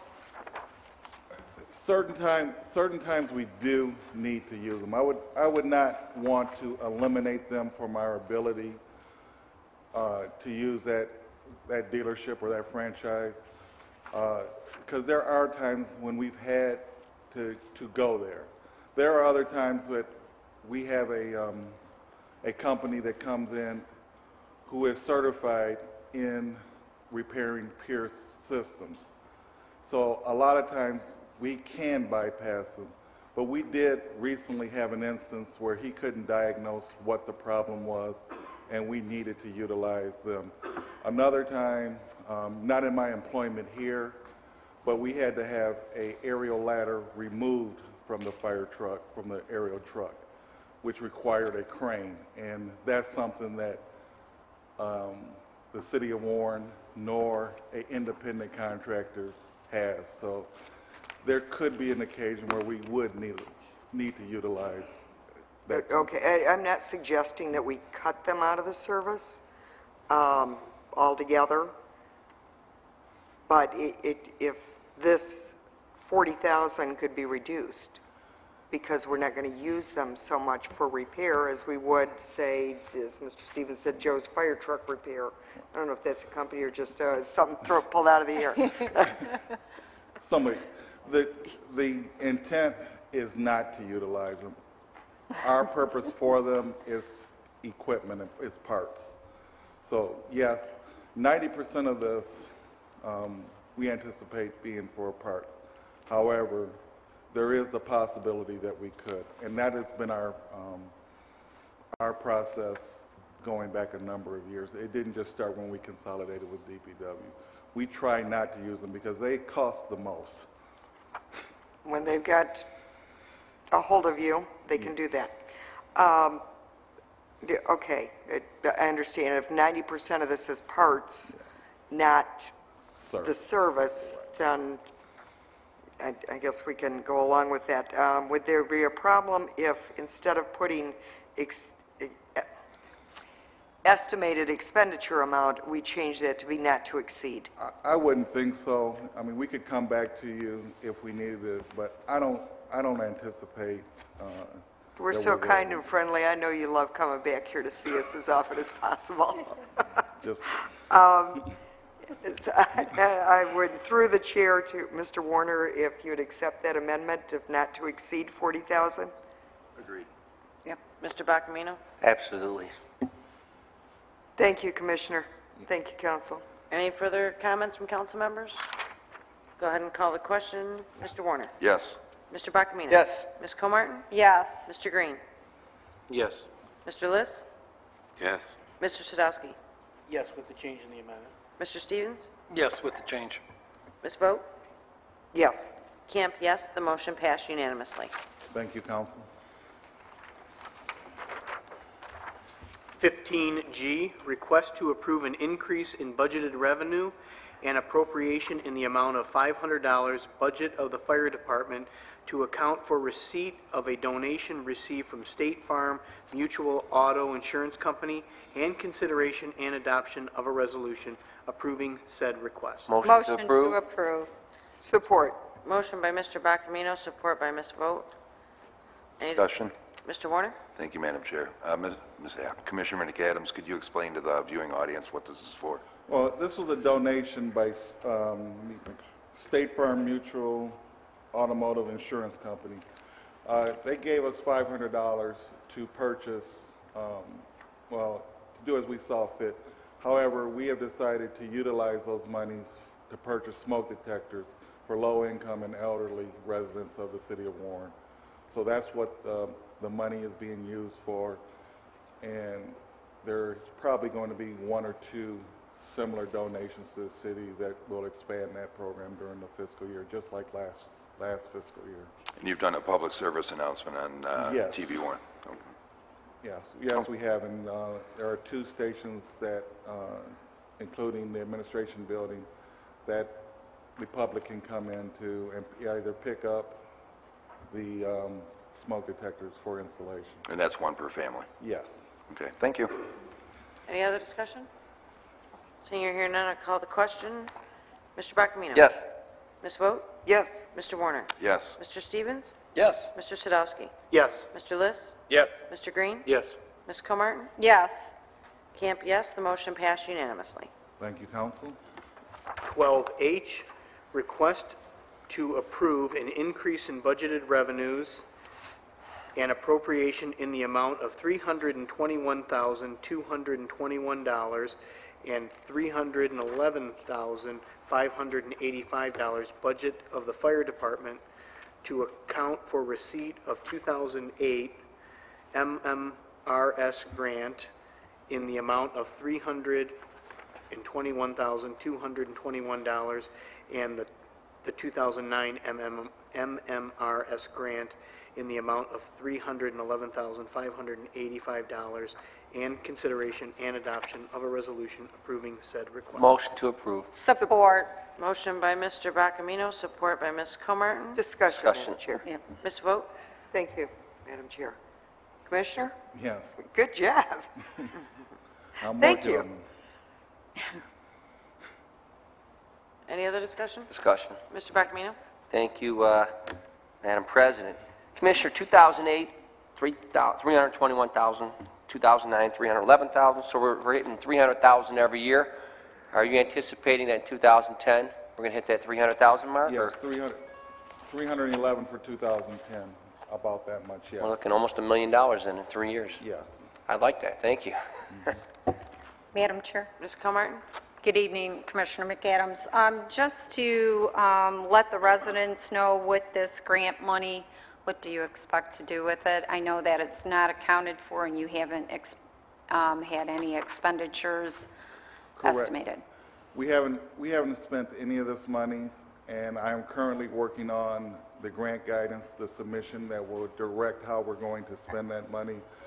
Generally speaking, the plan is for about 1/3 of that money to be used for training expenses for our various teams, Tech Rescue, Hazmat, and a new team that we're currently putting together, the Tactical Medic Program. So about 1/3 of that money for training expenses for those teams, which will relieve the expense from the city. Another 1/3 for equipment for all 3 of those teams, Tech Rescue, Hazmat, and Tactical Medic. And then the 3rd portion, probably looking at the purchase of a vehicle for Tech Rescue. Okay, so it'll be a heavy-duty tech rescue. Spartan truck, heavy-duty rescue, comparable to the RRT truck that was purchased by the state, which we currently use every day. Okay, is this a piece of equipment that we're going to be using on a daily basis? Not at this time. It will be a specialty vehicle that will be an asset both to the county and to the region, but it will be owned and operated by the city of Warren. Okay, and who's going to be maintaining the grant from your staff and doing the yearly reports? Today, it's me. Yes. At some time in the near future, I hope to have somebody else doing that. Okay, so you are looking for somebody? I am putting that together right now. Okay, thank you. Any other comments? Real quick, Commissioner McAdams, although these funds are not encumbered, they were a part of our presentation, though, as far as your intention with them, correct? Yes. I thought, okay. All right, with that, I'll go ahead and call the question. Mr. Bacamino? Yes. Ms. Comartin? Yes. Mr. Green? Yes. Mr. Liss? Yes. Mr. Sadowski? Yes. Mr. Stevens? Yes. Ms. Vogt? Yes. Mr. Warner? Yes. Camp, yes. The motion passed unanimously. Thank you, Council, and good night. Thank you. Good night. 12I, 1, request to approve an increase in budgeted revenues and appropriation in the amount of $610,163, budget of the Michigan Transportation Debt Refunding Fund to provide for debt payment for the 2010 Michigan Transportation Fund refunding bond for the current fiscal year, and consideration and adoption of a resolution approving said request. Need a motion and support? So moved. Support. Motion by Mr. Stevens, support by Mr. Warner. Any discussion? Madam Chair, Mr. Sadowski. do we have someone here? No. You know, I talked to Mr. Simone earlier today. He answered all my questions except one. I was hoping to have it answered tonight. Okay, thank you, Madam Chair. Any other comments from council members? All right, seeing or hearing none, I'll call the question. Mr. Stevens? Yes. Mr. Warner? Yes. Ms. Vogt? Yes. Mr. Sadowski? Yes. Mr. Liss? Yes. Mr. Green? Yes. Ms. Comartin? Yes. Mr. Bachamino? Yes. Camp, yes. The motion passed unanimously. I-2, request approval for a transfer of funds in the amount of $610,163, budget of the Michigan Transportation Major Road Special Revenue Fund, in order to provide sufficient funds for the major street portion of the 2010 Michigan Transportation refunding debt payment for the current fiscal year, and consideration and adoption of a resolution approving said request. Motion and support? So move. Support. Motion by Mr. Stevens, support by Mr. Warner. Any other discussion? Go ahead and call a question. Mr. Stevens? Yes. Mr. Warner? Yes. Ms. Vogt? Yes. Mr. Sadowski? Yes. Mr. Liss? Yes. Mr. Green? Yes. Ms. Comartin? Yes. Mr. Bachamino? Yes.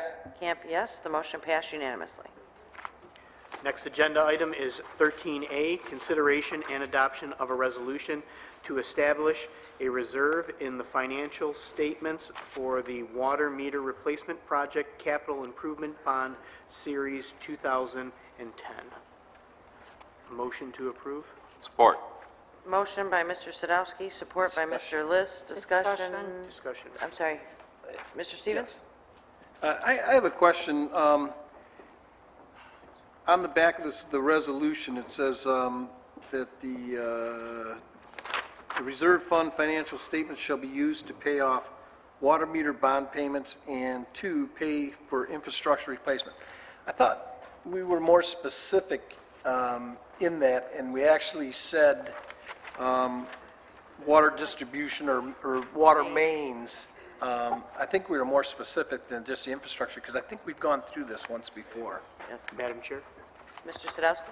Yeah, that was actually one of the things that I was going to talk about tonight, that I think what we need to do is at least put some type of examples in there of what we want for those type of repairs. Because I know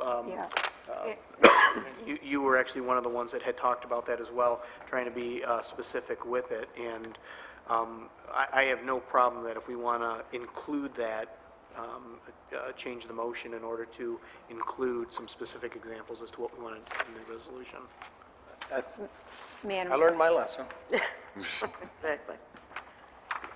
Madam Chair. Ms. Comartin? Thank you. Actually, the discussion on that too said we did not have the word shall in there. Councilwoman Vogt added that, and we were looking to have shall. The other thing, it was to be used first to pay off the water meter bond payments, then secondly for infrastructure. And then that's where the extra questions came in as what infrastructure that we were going to detail. So I don't know if you guys want to table this right now to get, so let's do that, so we have this clear. And Support the tabling. Motion to table by Ms. Before you Comartin. table, could you, Sorry? will there be some direction provided as to what you want in the resolution or in the letter that will come out from the council office? on the specifics, not unless you want to do, come to consensus at committee of the whole and then pass it along, or how are we going to do this? Well, what we can do is we can say that a more clear definition as to what we mean by infrastructure replacement. That would be one. So more itemized. Didn't we have this in the budget, in the water budget last year? Didn't we delineate Break it out? specific language? No, not in the actual budget. You said infrastructure, and that's how they got the UV disinfection into it, because that's considered part of the infrastructure. I think. If I could just stay for the record, Madam Chair. Ms. Green? That language is what's in the minutes, so. Correct. No,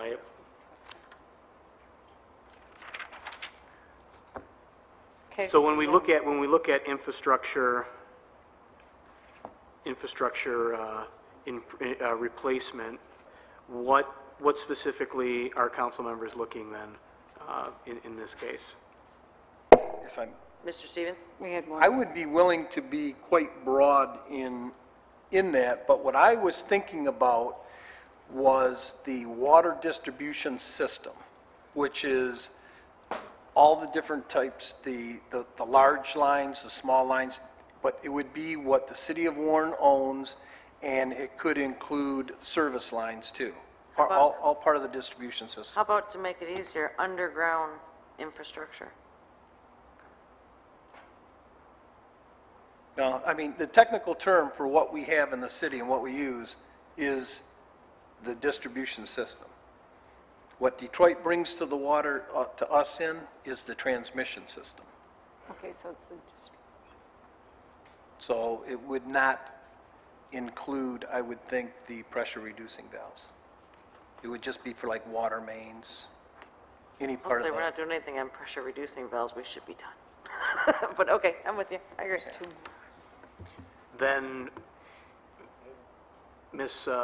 Comartin, then, you had something in there, shall. What were we, Well, no, the shall is in there now, but Oh, it was used to first pay off the meter bond debt, and then secondly, for infrastructure replacement. That's the specific wording that we had in our Okay. And we're minutes. changing that to distribution infrastructure. And, Water distribution system infrastructure. right.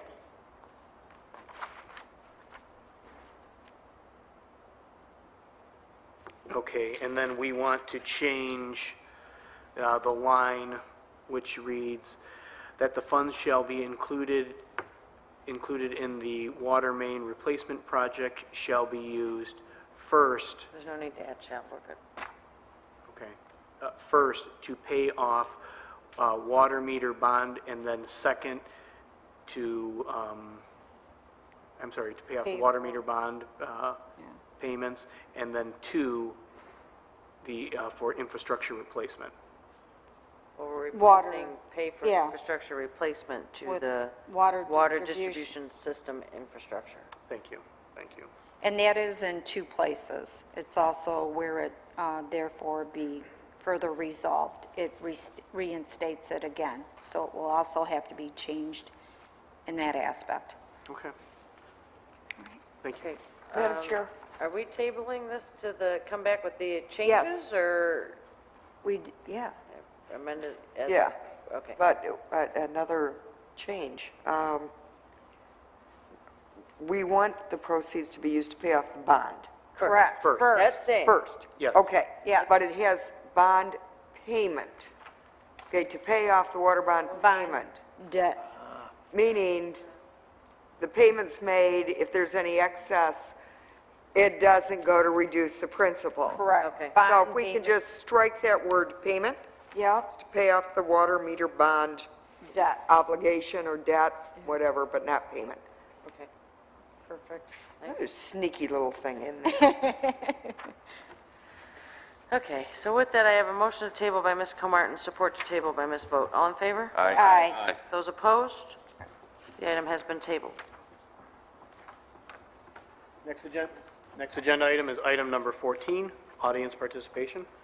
Our first speaker is Tony Police. Again, I want to remind residents there is a 3-minute time rule. Thank you.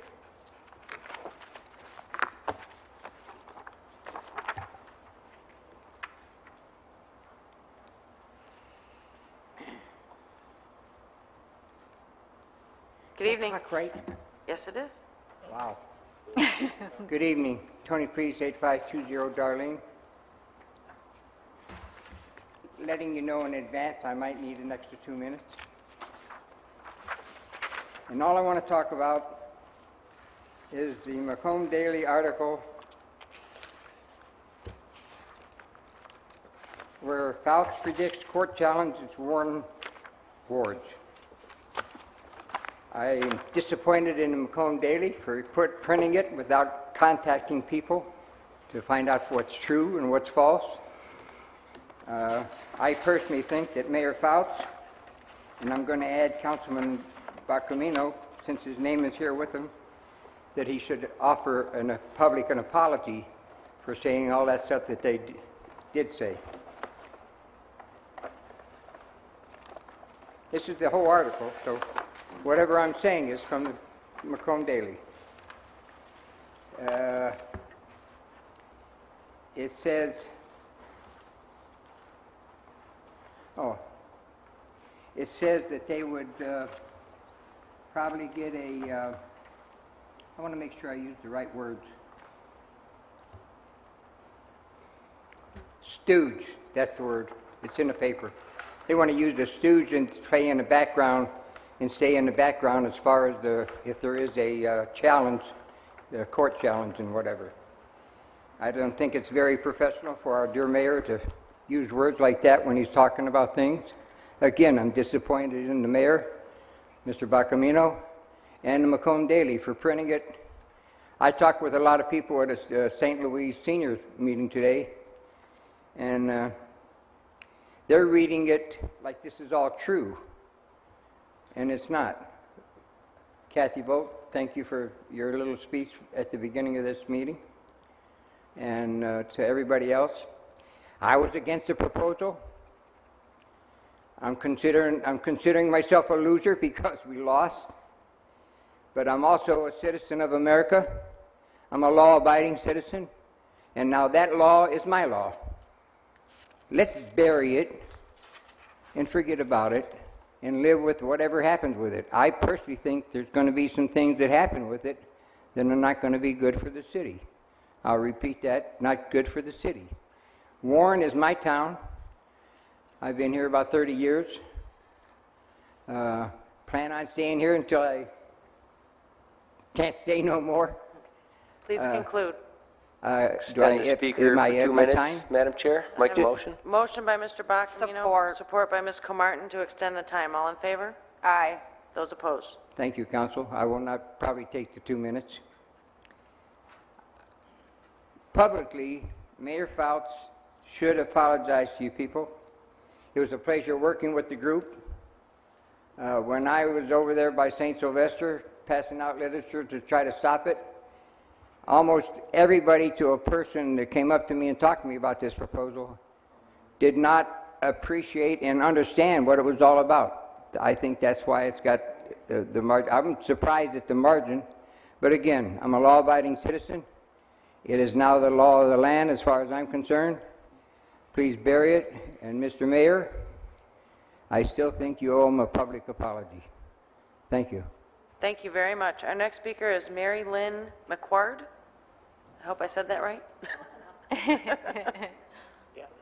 I'll read as fast as I can. How's that? Okay. Okay, to begin with, I wish to thank the City Council for giving me this opportunity to address the citizens of Warren. I also wish to thank all the military personnel for the sacrifices they made, and so I would have the freedom to speak without the fear of retribution. I have 3 numbers in front of me that I wish anyone watching would please get pencil and paper and copy down. These 3 numbers are very important. They will reach Senator Van Werken in Lansing, who is chairman of the Agriculture and Bioeconomy Committee, 866-305-2134. Senator Gleason, vice chairman of the same committee, 517-373-0142, and Senate Majority Leader Senator Bishop, 517-373-2417. Senator Bishop determines what will and will not come on the Senate floor for a vote by the entire Senate. Please ask these senators to get House Bills 4663, 6042, and 6043 out of committee and up for a full Senate vote before they go home for the end of this legislature, which I'm told by some people it could be within a week or 2. If these bills do not go up for a full Senate vote before the senators go home, the bills die, and the animals will continue to go through a slow and painful death. When these bills were in the Senate House, they passed the House by huge majorities, 92 yeses and 14 noes. These bills are humane issues and should not become political issues or political paybacks to some other senator. Senator Olshovy from Warren is already on board with these bills, but if you have a different state senator, please call him or her too. Bill 4663 will mean that Class B dealers can no longer go to animal shelters and buy healthy, adoptable cats and dogs and sell them for research. If the council allows me more than 3 minutes, I will read you Clementine's story so you can visualize the inhumane treatment these cats and dogs go through while being used for research. Bills 6042 and 6043 will eliminate county shelters from around the state using gas to euthanize cats and dogs, like the Nazis did to the Jewish people during World War II. Currently, 11 animal shelters in Michigan do not give cats and dogs a shot to simply, quickly, and humanely put the animals to sleep, like a vet would do. Not only are the shots more humane, but they also would save each county shelter about $2.75 per animal while keeping the animal shelter workers free from injury or illness due to the gas. May I continue? Motion. Motion to suspend the rules. All in favor? Support. All in favor? Aye. Those opposed? Yes, please continue. The American Humane Association has already set aside money to dismantle the gas chambers and to teach 4 employees at each shelter how to give the shots. Thus, there would be no new cost to the prospective counties. So it is not a money issue to keep these bills from the full state Senate. I am a huge animal rights person and wish no cats or dogs would ever end up in county shelters or rescue societies. But that is not what is happening. People have had to give up their 4-legged family members because they are out of work. They've lost their homes. They've had to choose between feeding their family or their pets, and so on. But the least we as citizens should do is make sure these cats and dogs are treated in a humane way, just as we would like our own animal treated if for some reason we had to give up our loved one to an animal shelter. Please make these phone calls as soon as possible and let these senators know that politics has no place when humanity is at stake. The people in Michigan are compassionate, caring, and humane citizens. They want cats and dogs treated in a humane way when these animals have to be put to sleep. The House bill numbers again are 4663, 6042, and 6043. And again, Senator Van Werken's number is 866-305-2134. Senator Gleason's number is 517-373-0142. And Senator Bishop's number is 517-373-2417. If you use a cell phone, all numbers are toll-free. Please make these calls as soon as possible and ask your friends and family to do so too. These bills need yes votes. Thank you for your time and kind attention. Thank you so much. Appreciate the information. Our next speaker is Barbara Winowski.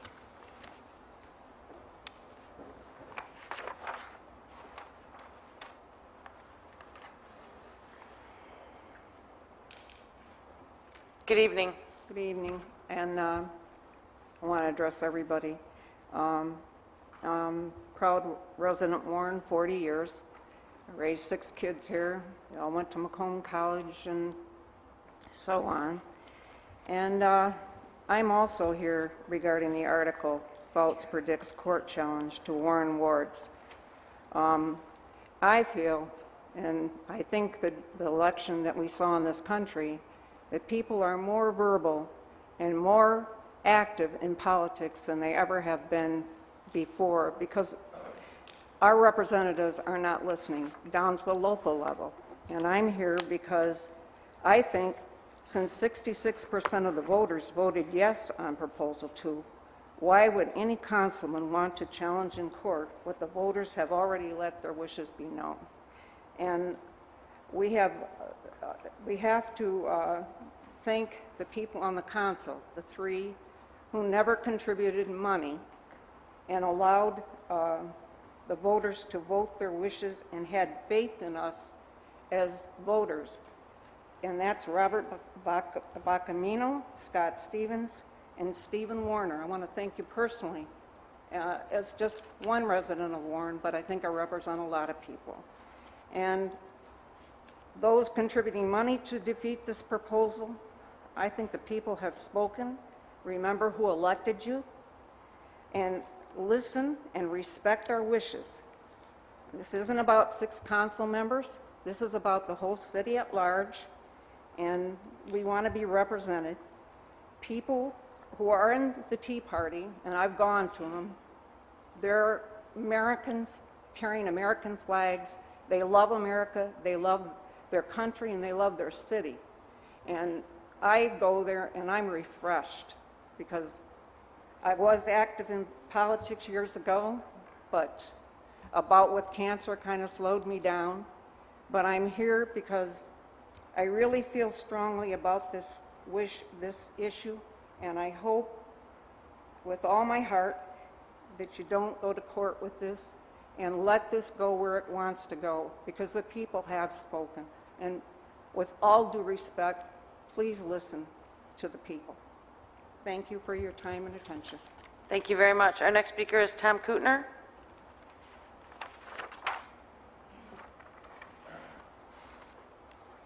Good evening. Good evening. My name is Tom Kittner. I'm the director of the Warren Tea Party.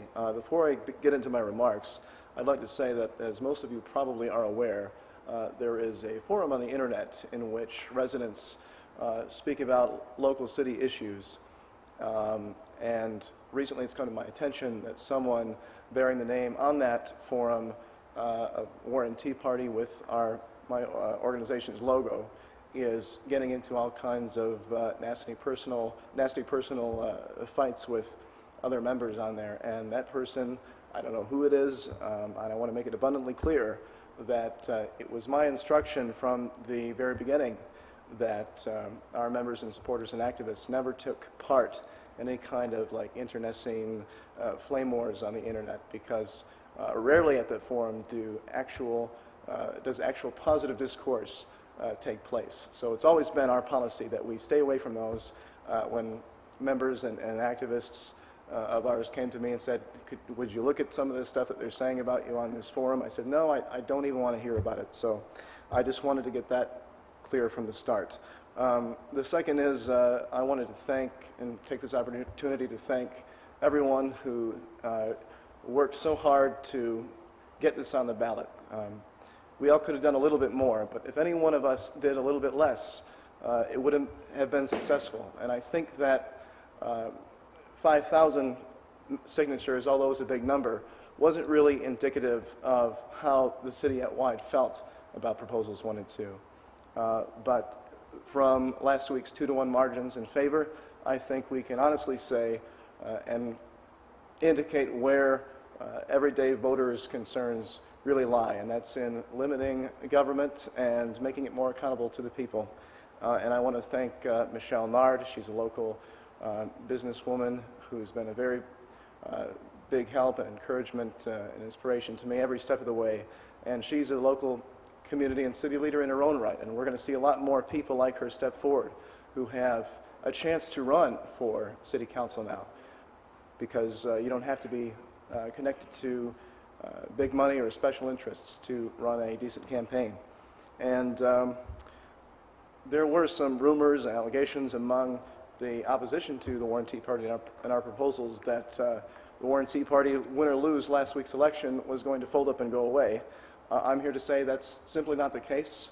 We're going to be pushing an agenda of reform in this city, not only at the council level, but in the administration as well. And if anyone would like to get a hold of us and help, could I just conclude in 20 seconds? Sure.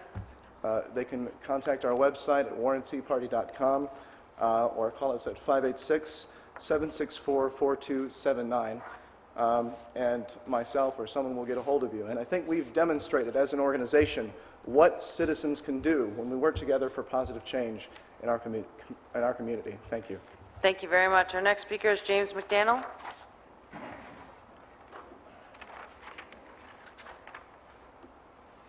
Good evening. Hey, how's it all going? Well, I handed y'all a bunch of stuff tonight, which I was told it was wrong, but I understand. I wanted to show you what I'm finding in one weekend in our parks. And can you imagine a youngin' picking that stuff up? The officer makes a good point. If there was more parenting responsibility, we wouldn't have this problem. But unfortunately, we don't have that in this state anymore. Everybody wants to push their kids off of somebody else. So we end up with the problems we got now in the parks. The other thing I wanted to bring up is I wanted to thank several people on the council tonight for trying to stop 1 and 2 from the 9 to 7 and from the award system. The citizens of Warren don't understand what you've done is you give Jim Faust a blank check by doing this. The one thing I want to know is which one out of the 3, Bacamino, Stevens, and Warner, is not going to be appointed to Jim Faust's new council. Because you guys were now having your own town hall to take and find out the citizens' concerns. When you should have been worried about the citizens' concerns when you were all at large, because almost every one of you up there has come down to the south end and seen the garbage and the blight down there. But now we can only go to one person, which ain't going to do us a dang bit of good. Mr. Green seen it. Mrs. Camp, Donna, and even Scott when he looked at the parks. Remember Scott? But you know what? What happened there was no big deal because you know what? You still seen it firsthand, did you not? You can sit there and laugh all you want, but it ain't getting any better. It's Keith. Oh, sorry. Bad night. But think about it. It's not going to get any better, folks. The other thing is I want to talk about, if you got a problem in the parks from now on, do not call Henry Bowman. I want you to call the mayor. Because every time I call Henry Bowman, still nothing gets done. Some things, little things. So call Mayor Jim Faust at 574-4520. Maybe the parks in the south end will start getting cleaned up then. Groesbeck Park, I just drove by today, and there's a really nice word on the slide heading down over by Peters in Groesbeck Park. I can't repeat what it says, but it's very visible to everybody to see. Please conclude. Yeah, okay. The other thing is the fire department, don't let the mayor capture the EMS funds. Let Commissioner McAdams use that money to buy a couple brand new fire trucks straight outward. Because if you keep letting this mayor capture the funds and keep doing bonds, this city's going to be under in 2 years. We're going to be sunk. Thank you. Thank you. Our next speaker is Eugene Sawyer.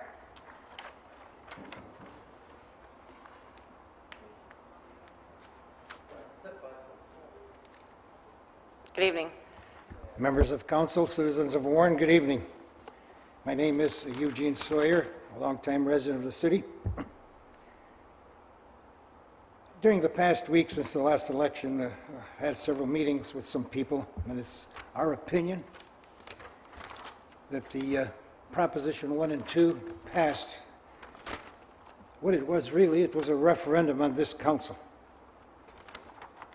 And some of the issues that they should have addressed and didn't. And I'll just give you a small list of some of the issues that you should have taken care of and you didn't. One was the fire department. It should have been fully funded and fully staffed. And the closing of the stations over the past years did not help you at all. The emptiness of our police department, where there's so many vacancies and we don't expect them to be filled, that's another thing that people don't like. And two of the other things that the people were really upset about is oversight of the building authority, which was non-existent.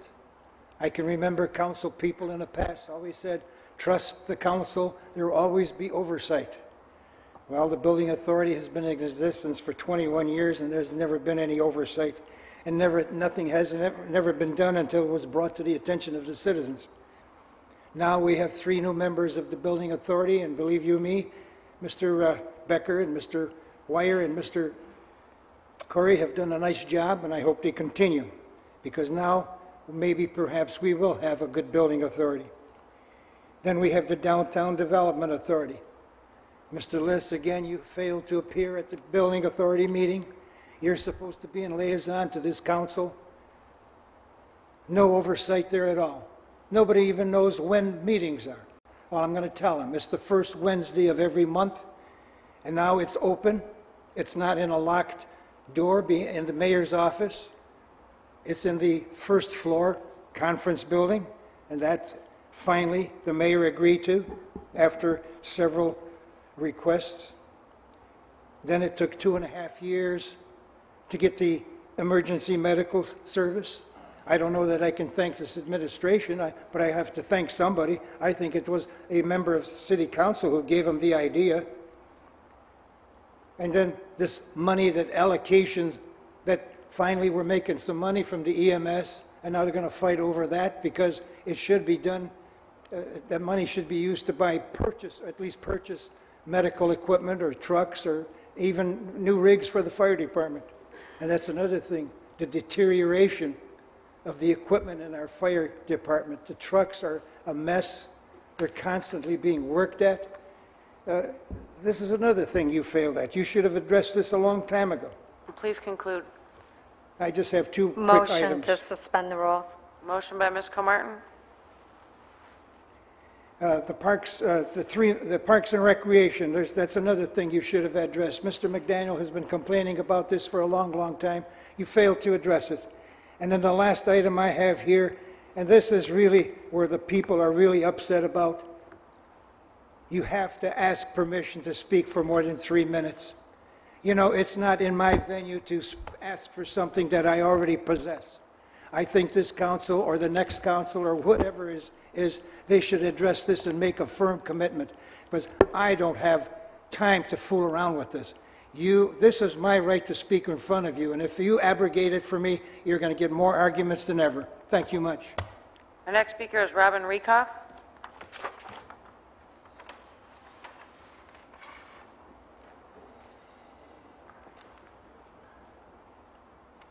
I have 2 things to address tonight. First one is, I've stood up here before this council, and I know there's one council member that told me that he was persistently in contact with Henry Bowman to get parking lot lights fixed. He knows who he is. Well, I came through 2 weeks ago, and I saw 4 lights on the side lot. There were 4 pole lights out, 1 pathway. This front section where we all park, there were 2 path and 1 pole. No, take that as 2 poles. The first one is when you're exiting, it's been out. Well, I did my little tour again today. Same ones are out. Not been fixed. Henry Bowman, do you drive through the parking lots at all at night? Does it take that same council person to contact you to say, fix these lights? Or as Jim McDaniel said, should I call the mayor up and say, hey, why aren't these lights being fixed? This is a simple activity center with how much traffic coming in and out every single night. As far as I know, this building is open every single night. That's security. To be able to go and drive in and out of this parking lot and know that there are lights on. Unless we're cutting back and we're trying to save a little electricity in the city. Shame, shame. The second thing I want to talk about is, I was listening about, doing the, because I won't get his name right, about the water meters and having the meters read and stuff like that. Well, I've come into a situation where one can go with consumers' energy and read your own meter, and every so often they will come out and they will do spot checks. Maybe you can go 3-4 months, and then they will come out and they will actually read the meters. Again, this was raised at the last meeting. Why can't residents take the responsibility themselves to read their own meters? Well, the way you have it set up right now, you got to have that little Neptune reader in order to do it. But the other side is I have a current water bill for an address. On here it states, previous reading was done July 28th, 2010. The current reading was done on 8/26/2000. If I said 8, I meant 10. This year. Okay, billing date was 10/14/2010. Why are we having a month and a half to 2 month wait on getting our bill? When the bills come out, we're only given about a week to pay the bills. We're already looking at a 2-month delay on the readings. Again, previous reading was done on July 28th.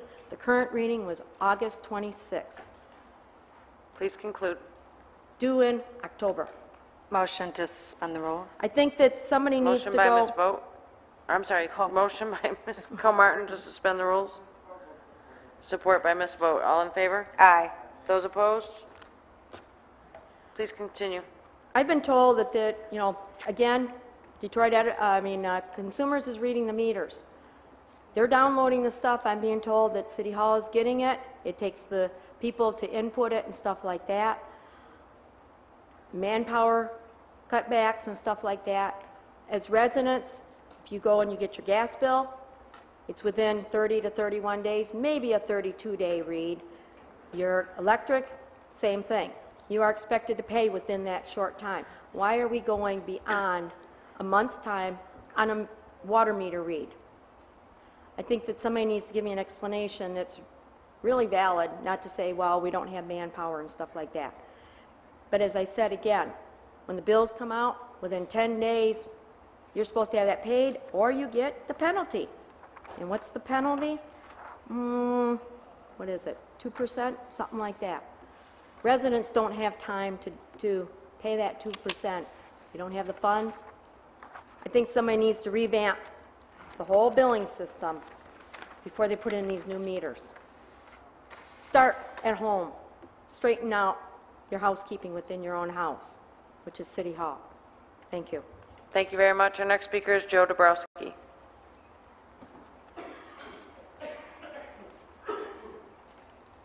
Good evening. Good evening.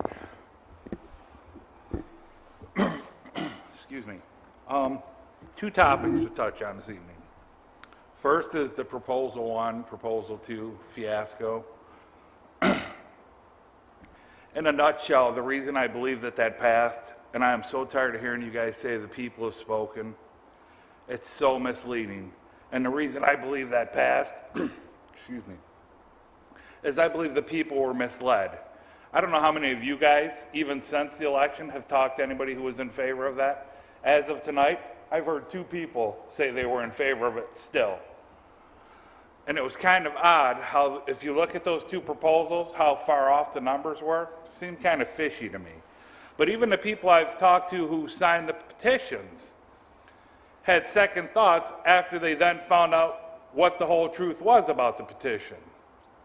The whole thing was just kind of shady. And then they talk about they're the Warren Tea Party. Well, they use that because that's the catchy, that's the end thing now. That's who everybody's following, is the Tea Party. And if you're going to be a part of something, be a part of something big.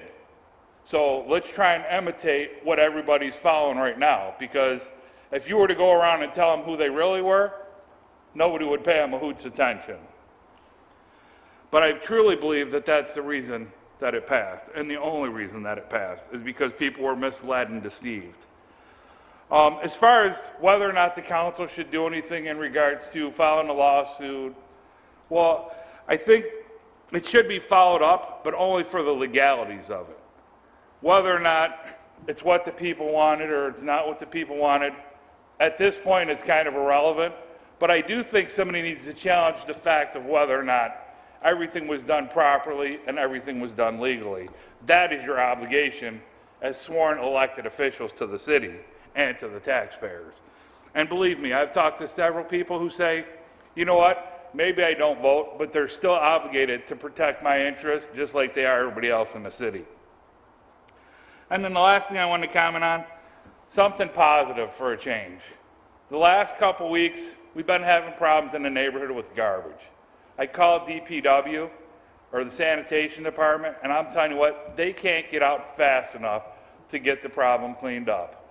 A week ago, we had somebody so distraught over this proposal 1, proposal 2, it looked like a tornado went through the neighborhood in front of their house. There was broken glass, broken lawn furniture, and the DPW was out sweeping it up, had the street blocked off so people weren't getting flat tires, picking up the lawn furniture. They sent out a truck to pick it all up, and they did a spectacular job, and I wanted to thank them.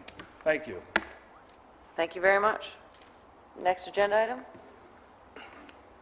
Next agenda item is, Next agenda item is 15A, request for information from the Warren Building Authority from Scott C. Stevens, Assistant Council Secretary. Yes, Madam Chair, this is a simple request for information, specifically check number, date, amount, payee, authorizing signature, and which checking account from which of the 3 checking accounts that they maintain during the period of November 10th, 2007 through December 31st, 2010. That would be the time that I have been on council and prior to the new year. There's been a lot of allegations made, and Real quick, before you go into that, that's your motion. Can I get a support? Support. Thank you. Go ahead, Mr. Stevens. let's just take a vote on it. Okay. All right, with that, I'll call the question. Mr. Stevens? Yes. Mr. Green? Yes. Ms. Comartin? Yes. Mr. Bacamino? Yes. Mr. Liss? No. Mr. Sadowski? Yes. Ms. Vogt? Mr. Warner? Yes. Camp, yes. The motion passed, 8-1. 15B, Councilman Robert Bacamino requests that the city attorney draft an ordinance that does the following. And I'll let Mr. Bacamino read. Mr. Bacamino? I'm sorry, did you want to read that, or do you want me to make the motion? No, If that's your motion, if you'll read that as your motion. Okay, I then we'll got see you. if we get a No support. problem. I'm requesting that the city attorney draft an ordinance that does the following. A, allows the redistricting commission to complete its duties under the charter and draw the districts. B, require the redistricting commission to submit the district plan or apportionment plan to us, the city council, for an up-down vote. C, that the city council shall approve and file the redistricting plan with the city clerk if it meets all of the state law standards and requirements for drawing districts.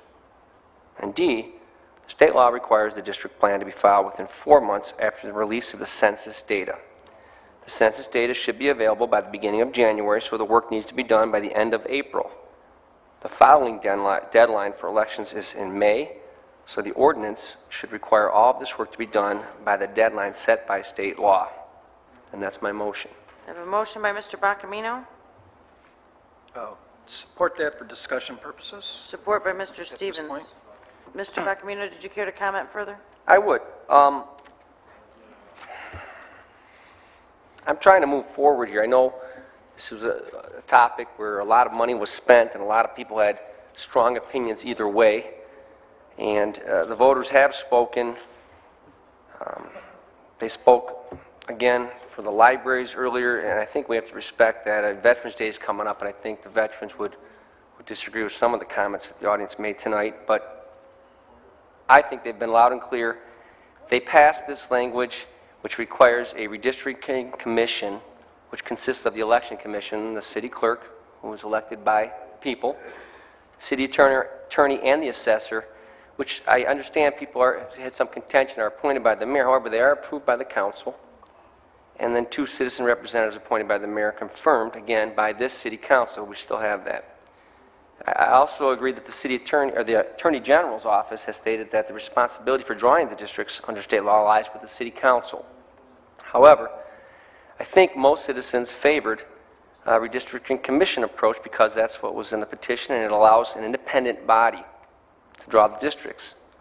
Except for the city clerk, the membership of the commission is appointments by the mayor, but also, as I said earlier, appointed by this council. So we in a sense, approved of the mayor's appointments. I think that voters would feel better if an independent, fair, open process was out there where the political game of drawing up lines was eliminated, I don't think this council should be drawing up our own districts because of a predisposed bias. I think it's a built-in conflict of interest. State law says, and I quote, that the local legislative body shall file the apportionment plan with the city clerk and make copies available at cost to any registered voter of the city. And that's where I'm trying to find common ground here. I think we can develop this procedure that honors both the will of the people, 18, 19, 20,000 of them, and the state law. I think we need to move forward and let the redistricting commission, as voted by the people, get to work. We should let this commission draw up the districts and propose it to city council. The city council could then look at the district maps, and if it meets all the legal requirements, then we can vote on the plan and file it with the city clerk. It should be, as all our votes are, yes or no. I don't think we should be doing more than that on this. I think it's in the best interest of the residents and the council if we let this independent board work out a fair and equitable plan. If we feel it's not fair and equitable, we have the power given to us to vote it down. I don't want to be accused of this council drawing up the district in ways to favor one or more members, and even though I don't believe that would happen, I think the preponderance out there would be the 20,000 voters may feel that however it's cut up, someone's going to have an advantage versus a disadvantage based on your political following. So I think this would eliminate that. We need to do what's best for the citizens, not for ourselves, and I do want to see this move quickly. That today, we, again, as I said earlier, this is probably bigger, I believe, than even the term limits that were voted on years ago. So that is why I'm proposing this for the city attorney to just draft this ordinance. I'm not asking to vote on it right now, but just to draft it, to bring it before council later, so we then can vote if we agree with that ordinance or not. So that's my motion. Madam Chair. Mr. Stevens. Thank you. Excuse me. I agree that we need to start doing something. I'm not sure if this is it or not, but I don't want to, a repeat of not being prepared for the inevitable. I am reminded, though, that the correspondence from the Attorney General's office when the proposal was sent back did state that state law required the legislative body to draw the districts. My concern is that we are not breaking the state law. If I could, through the chair, to the acting city attorney, am I correct if we were to garner an opinion from the Attorney General as to who is responsible for drawing the districts, would that suffice until that was challenged in court?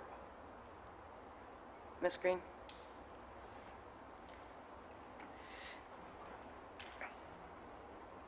Generally, from my research, the cases, there's generally a case that's filed. I mean, that's how these things are challenged. You get a determination from a court. Under these circumstances, what we have is a law that was adopted by the people that says one thing, and it's inconsistent. There's an inconsistency within that law with the state law.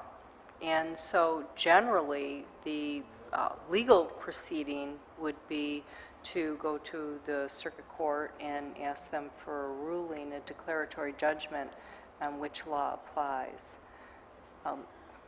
Whether or not the opinion from the Attorney General's office, it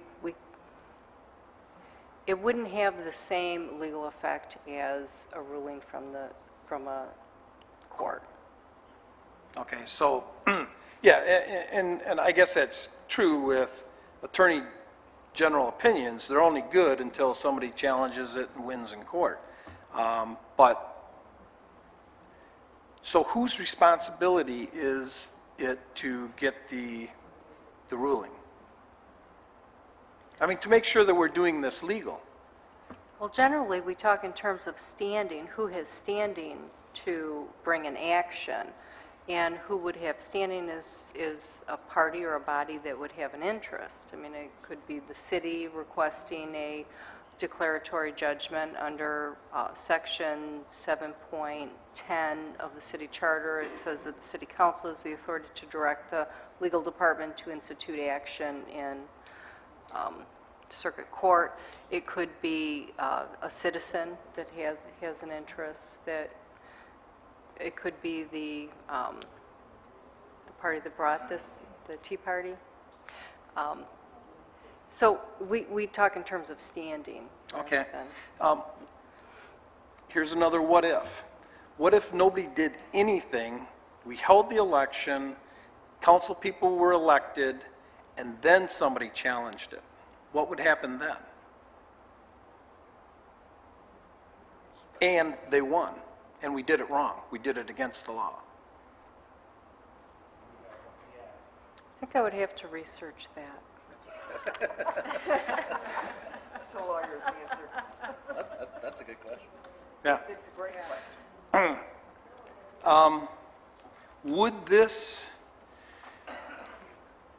Would Mr. Bacamino's motion, would it get us moving in the right direction so that we were prepared in the inevitable, should we find that is the way we should be going? Would this do that? Well, I need to look at it a little bit closer. Obviously, this is a difficult situation from a legal standpoint without a ruling from a court that says specifically this is what applies. We have a law that's adopted by the people. Generally, when laws are adopted through initiative, it's held in high regard. And then we also have the Home Rule Cities Act, which provides the procedure, and when you're apportioning the council for purposes of these districts, it provides the procedure. It says that the legislative body is the shall, it's mandatory language. It says the legislative body shall establish these districts. So it has created that inconsistency. And then the Home Rule Cities Act also indicates that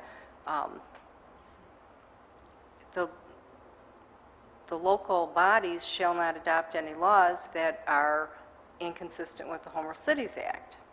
So I think that that's what was behind the Attorney General, including in the letter, the fact that if it were challenged in a court of law, this particular part of it may be struck down. But until we have a case that says that, we have no determination. But as far as whether or not this moves in the right direction, what I would need to do really is look at this very closely and compare it to the Home Rule Cities Act, to compare the language specifically, see if this language, I mean, we don't want to be adopting an ordinance that is not specifically follows the Home Rule Cities Act, or that does, or if the initiative is the law that applies, doesn't specifically follow it. Either way, you have to adopt language that is very, usually when I write ordinances, I try to use the same exact language that they have in the statute. Because when you use language that isn't, then you create issues. So without really studying this language, it's difficult for me to answer your question. I'm sorry. Okay. I guess I would ask Mr. Bacamino to amend his motion to send this to the city attorney's office for review, to ensure that this is the right direction that we should be going into, and or slipped my mind, what was the other? The alternate option, so that she would review this to ensure that we are moving in the right direction and in the legal direction, that it is legal, in fact. That's my concern, and that's what I would ask you to do. Mr. Bacamino, do you accept that amendment? Madam President, can I make a discussion? I'm not sure, I need to clarify what he's actually asking me, because I've heard several things now from Mr. Stevens and then the city attorney, and let me comment and then see if if I get it clearly, my discussion here. First of all, this is no way I'm asking the council to vote on an ordinance. I'm asking you to vote just to draft it. No, This is not, I heard the city attorney say we can't pass an ordinance that might be illegal. I would never do that. I'm asking the city attorney to get moving on this. So I would agree with that point, that we need our city attorney to aggressively research whatever she has to do to make sure we don't miss this window of opportunity. As I understand it, the apportionment committee has about 60 days to choose the members, which we get to then thumb up or down it. We get to choose. If we don't disagree, we still have control of that.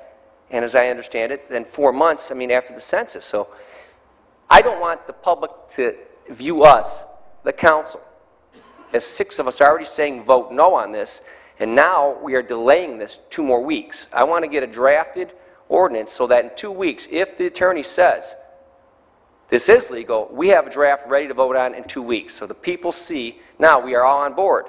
I don't want 2 weeks to go by and say, you know what, we're not sure, let's table it, or, we need to have a different type of language set up. And here's my problem with this. The Attorney General did not make the opinion, one of his assistants did. Well, today, one of his assistants was just fired. We have a new Attorney General coming in that the people of Michigan have voted for. Again, the will of the people. If we're going to keep delaying the will of the people, I cannot accept that amendment. All I'm trying to do is get the attorney to draft something so that when we're ready, we can pull the trigger. In 2 weeks, if she drafts it and we don't like it, you vote it down. And then come up with a better proposal to find a way to amend this. But if we wait till January 1st, how do we know that the new Attorney General won't have a different assistant, or the Attorney General himself won't rule on this and disagree with the previous Attorney General who's on the way out? Is that possible that could happen with the new Attorney General? We're dealing with the former one, the one that's already gone, or the lame duck one. I'm trying to be proactive and say all I want, I'm not asking for an ordinance, I'm asking you just to draft it. Draft something so that we can say we are, as a council now, accepting the voters of Warren and let the apportionment committee proceed. And if we agree on that in 2 weeks, we vote it up, they can then draw the district so we don't have an impropriety. We are not viewed as saying we are drawing the own district for our own jobs. I do not agree with that. I'll say it again. I think it's a conflict of interest. So if this other party draws it, and then we then have the authority by the state law to either approve that new plan or not, I'm asking you to draw that, draft that. If you disagree with my proposal for the ordinance, vote it down 2 weeks. That's all I'm asking. Madam Chair. So I will not amend it to research it. I just want something by in 2 weeks so we can either vote it up or down. But I guess if you don't, if anybody has a better plan, if we're going to do nothing today, we're wasting 2 more weeks. That's my opinion. Mr. Buckman, I just need a point of clarification real quick, much like yourself. You're relying on the Attorney General, and I agree with the fact that the Attorney General is going to be changing, and those opinions get, changed. Absolutely. I mean, it happens here with our city attorneys. But I think what my concern comes into is what Ms. Green has stated. If we move forward on this, I'm worried that we're tying the mayor's hands when he really needs to, right now, as the voters have said, it's his issue to contend with. So I really think we would be strapping the mayor by moving on this and not allowing him the opportunity to get the clarification that he needs, not from the Attorney General, but he needs from a court of law to make a ruling. So that's my only hesitation in it. But there was another council member that asked to speak. Mr. Green? Thank you, Madam Chair. Mr. Bacamino, I agree with everything you said, except for where you said, Madam Chair, thank you. We don't speak through an ordinance to tell us that we can do something that's already on the books. If you want to interpret the ordinance as written, voted on by the people, then it goes to court. We have contradicting terms. Another opinion is not going to tell us anything. We need a declaratory action, period. That's it. What you're asking for, to some extent,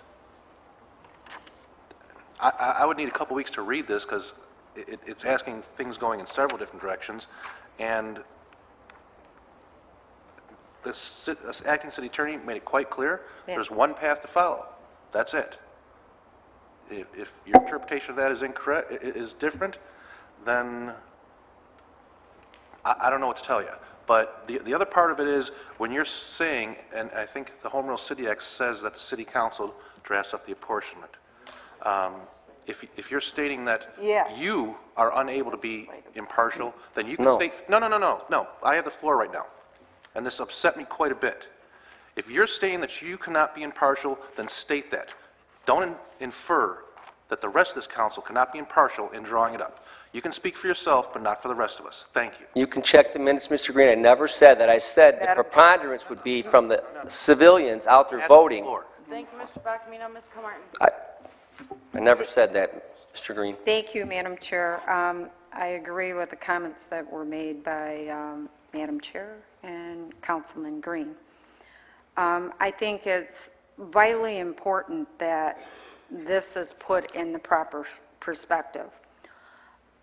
According to state law, all legislative bodies draft districts, and we are here to be impartial. That's our job. So for you to portray or say this on anybody is wrong. Secondly, you have put this on the table to this council just tonight. And if I recall some comments that have been made by you in the past, you don't like to vote on something that's handed to you. So if we don't like voting on something that's just put before us tonight, with all due respect to all the council people here, I think we should have a chance to digest it or put it into a proper perspective to get the allocation on it. Not just have something dropped on our laps and expect everybody to read this and just move forward with it. That's disrespectful. With all due respect to you, Mr. Bacamino, but I think that is very disrespectful. And then try to push it and force it down every council person's throat here. I'm sorry, but I think that is very disrespectful to Madam this Chair, council. may I respond? I've been accused of several things here. I think I have Madam Chair, improperly been accused of them. Ms. I Vogt, asked and then for- I will allow you to respond. Thank you. Ms. Vogt. Thank you, Madam Chair. I actually had an opportunity to sit down with Ms. Green and speak with her one-on-one about what's the next step. And I asked her straight out, do we need an ordinance? Does council need to take some positive action to get this started? And the answer was no.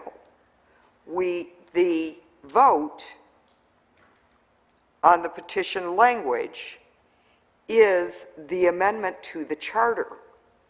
So our city attorney doesn't have to draft anything. It's there. The people voted on this amendment. We don't need an ordinance that sort of, but not really, restates that provision. I mean, there's our charter amendment, which was voted on and approved, and I know that everyone up here intends to follow that. And it is insulting for someone to say, 8 of us can't be trusted, or maybe, Didn't say that. all right, maybe 6 of us can't be Didn't trusted. say that. You're a lawyer, you know better. In any event, okay, the law has been written in the petition. It was voted on. That petition language, and I'm trying to look at Mr. Kuttner, but I can't see him. Kittner, sorry. We don't need to restate it because the people voted on a charter amendment, and that's what is now our charter language. And in addition, we have state law.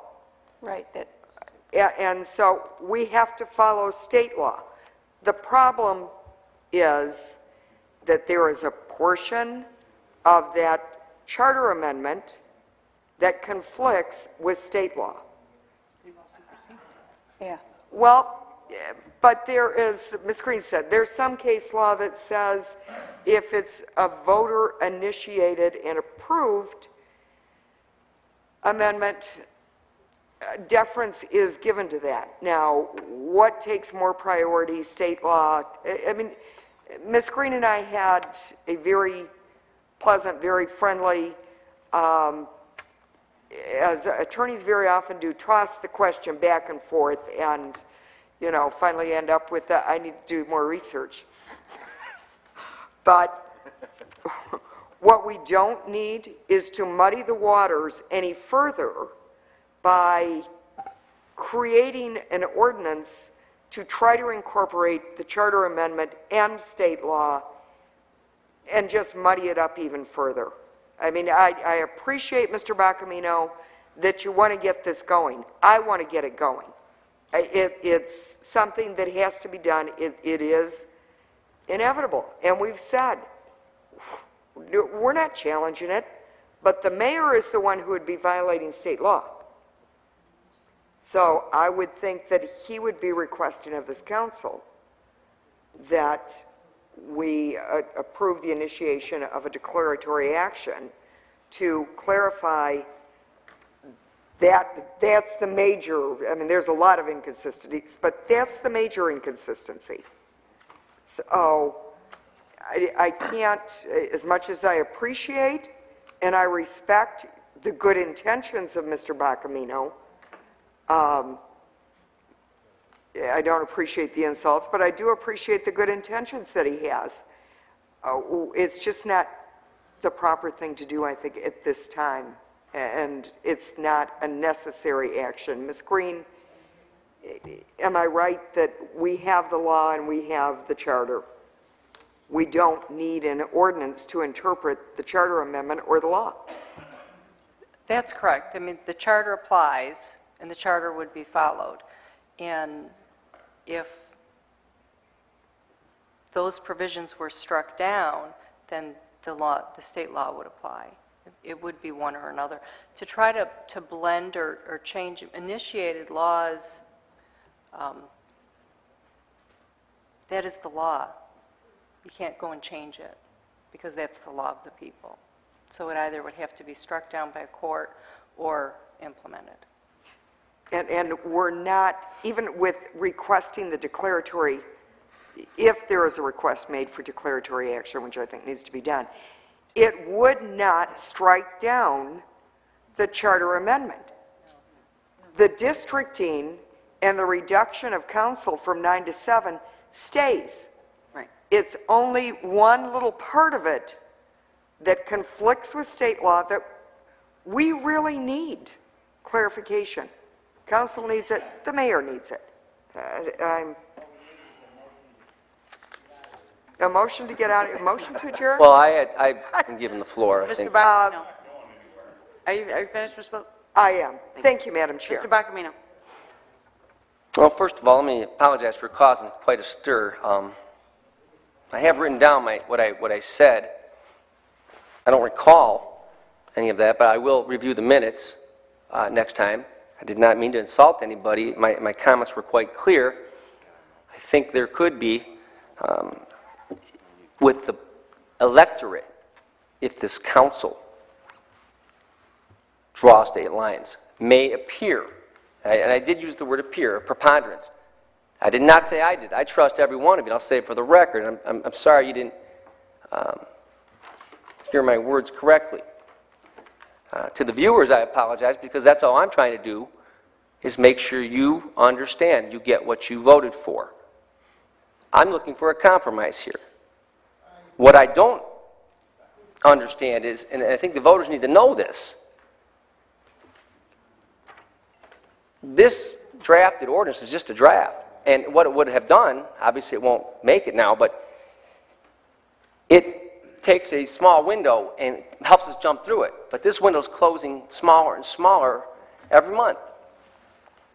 Let me explain why. If the mayor does appoint, they take time, they draw a district, bring it to us, and then state law says, no, that's thrown out the window, then do we start right back at square one in the middle of February and try to draw the lines ourselves for waiting for the mayor to error?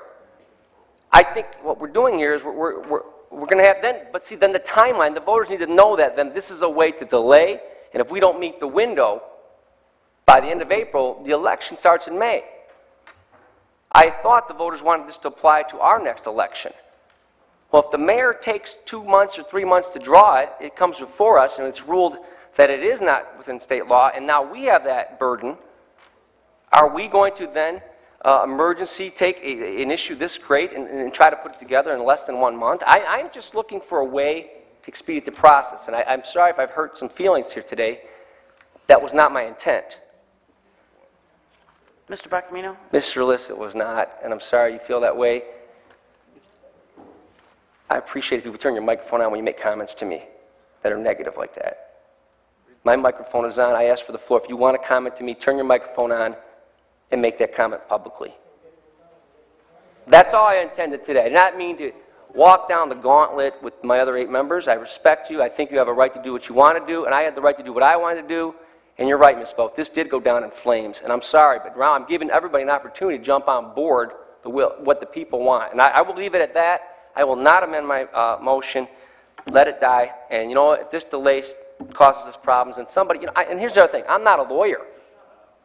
I'm not a lawyer, Mr. List or Ms. Vogt. If you think you can draw a better ordinance, do something. But I don't want to see this come back to us and hurt us down the road. We say now we don't have time, and I want the public to be aware that we, the council, now don't have time to draw it, and we'll let the next council decide this. That's all I have to say. Thank you very much. Madam Chair, I'm done. Withdraw my support. I withdraw Thank my you. motion. Motion to adjourn by Ms. Vogt. I'm sorry, support by Mr. Sadowski. All in favor? Aye. Meeting has adjourned at 10:43 p.m. If it's delayed...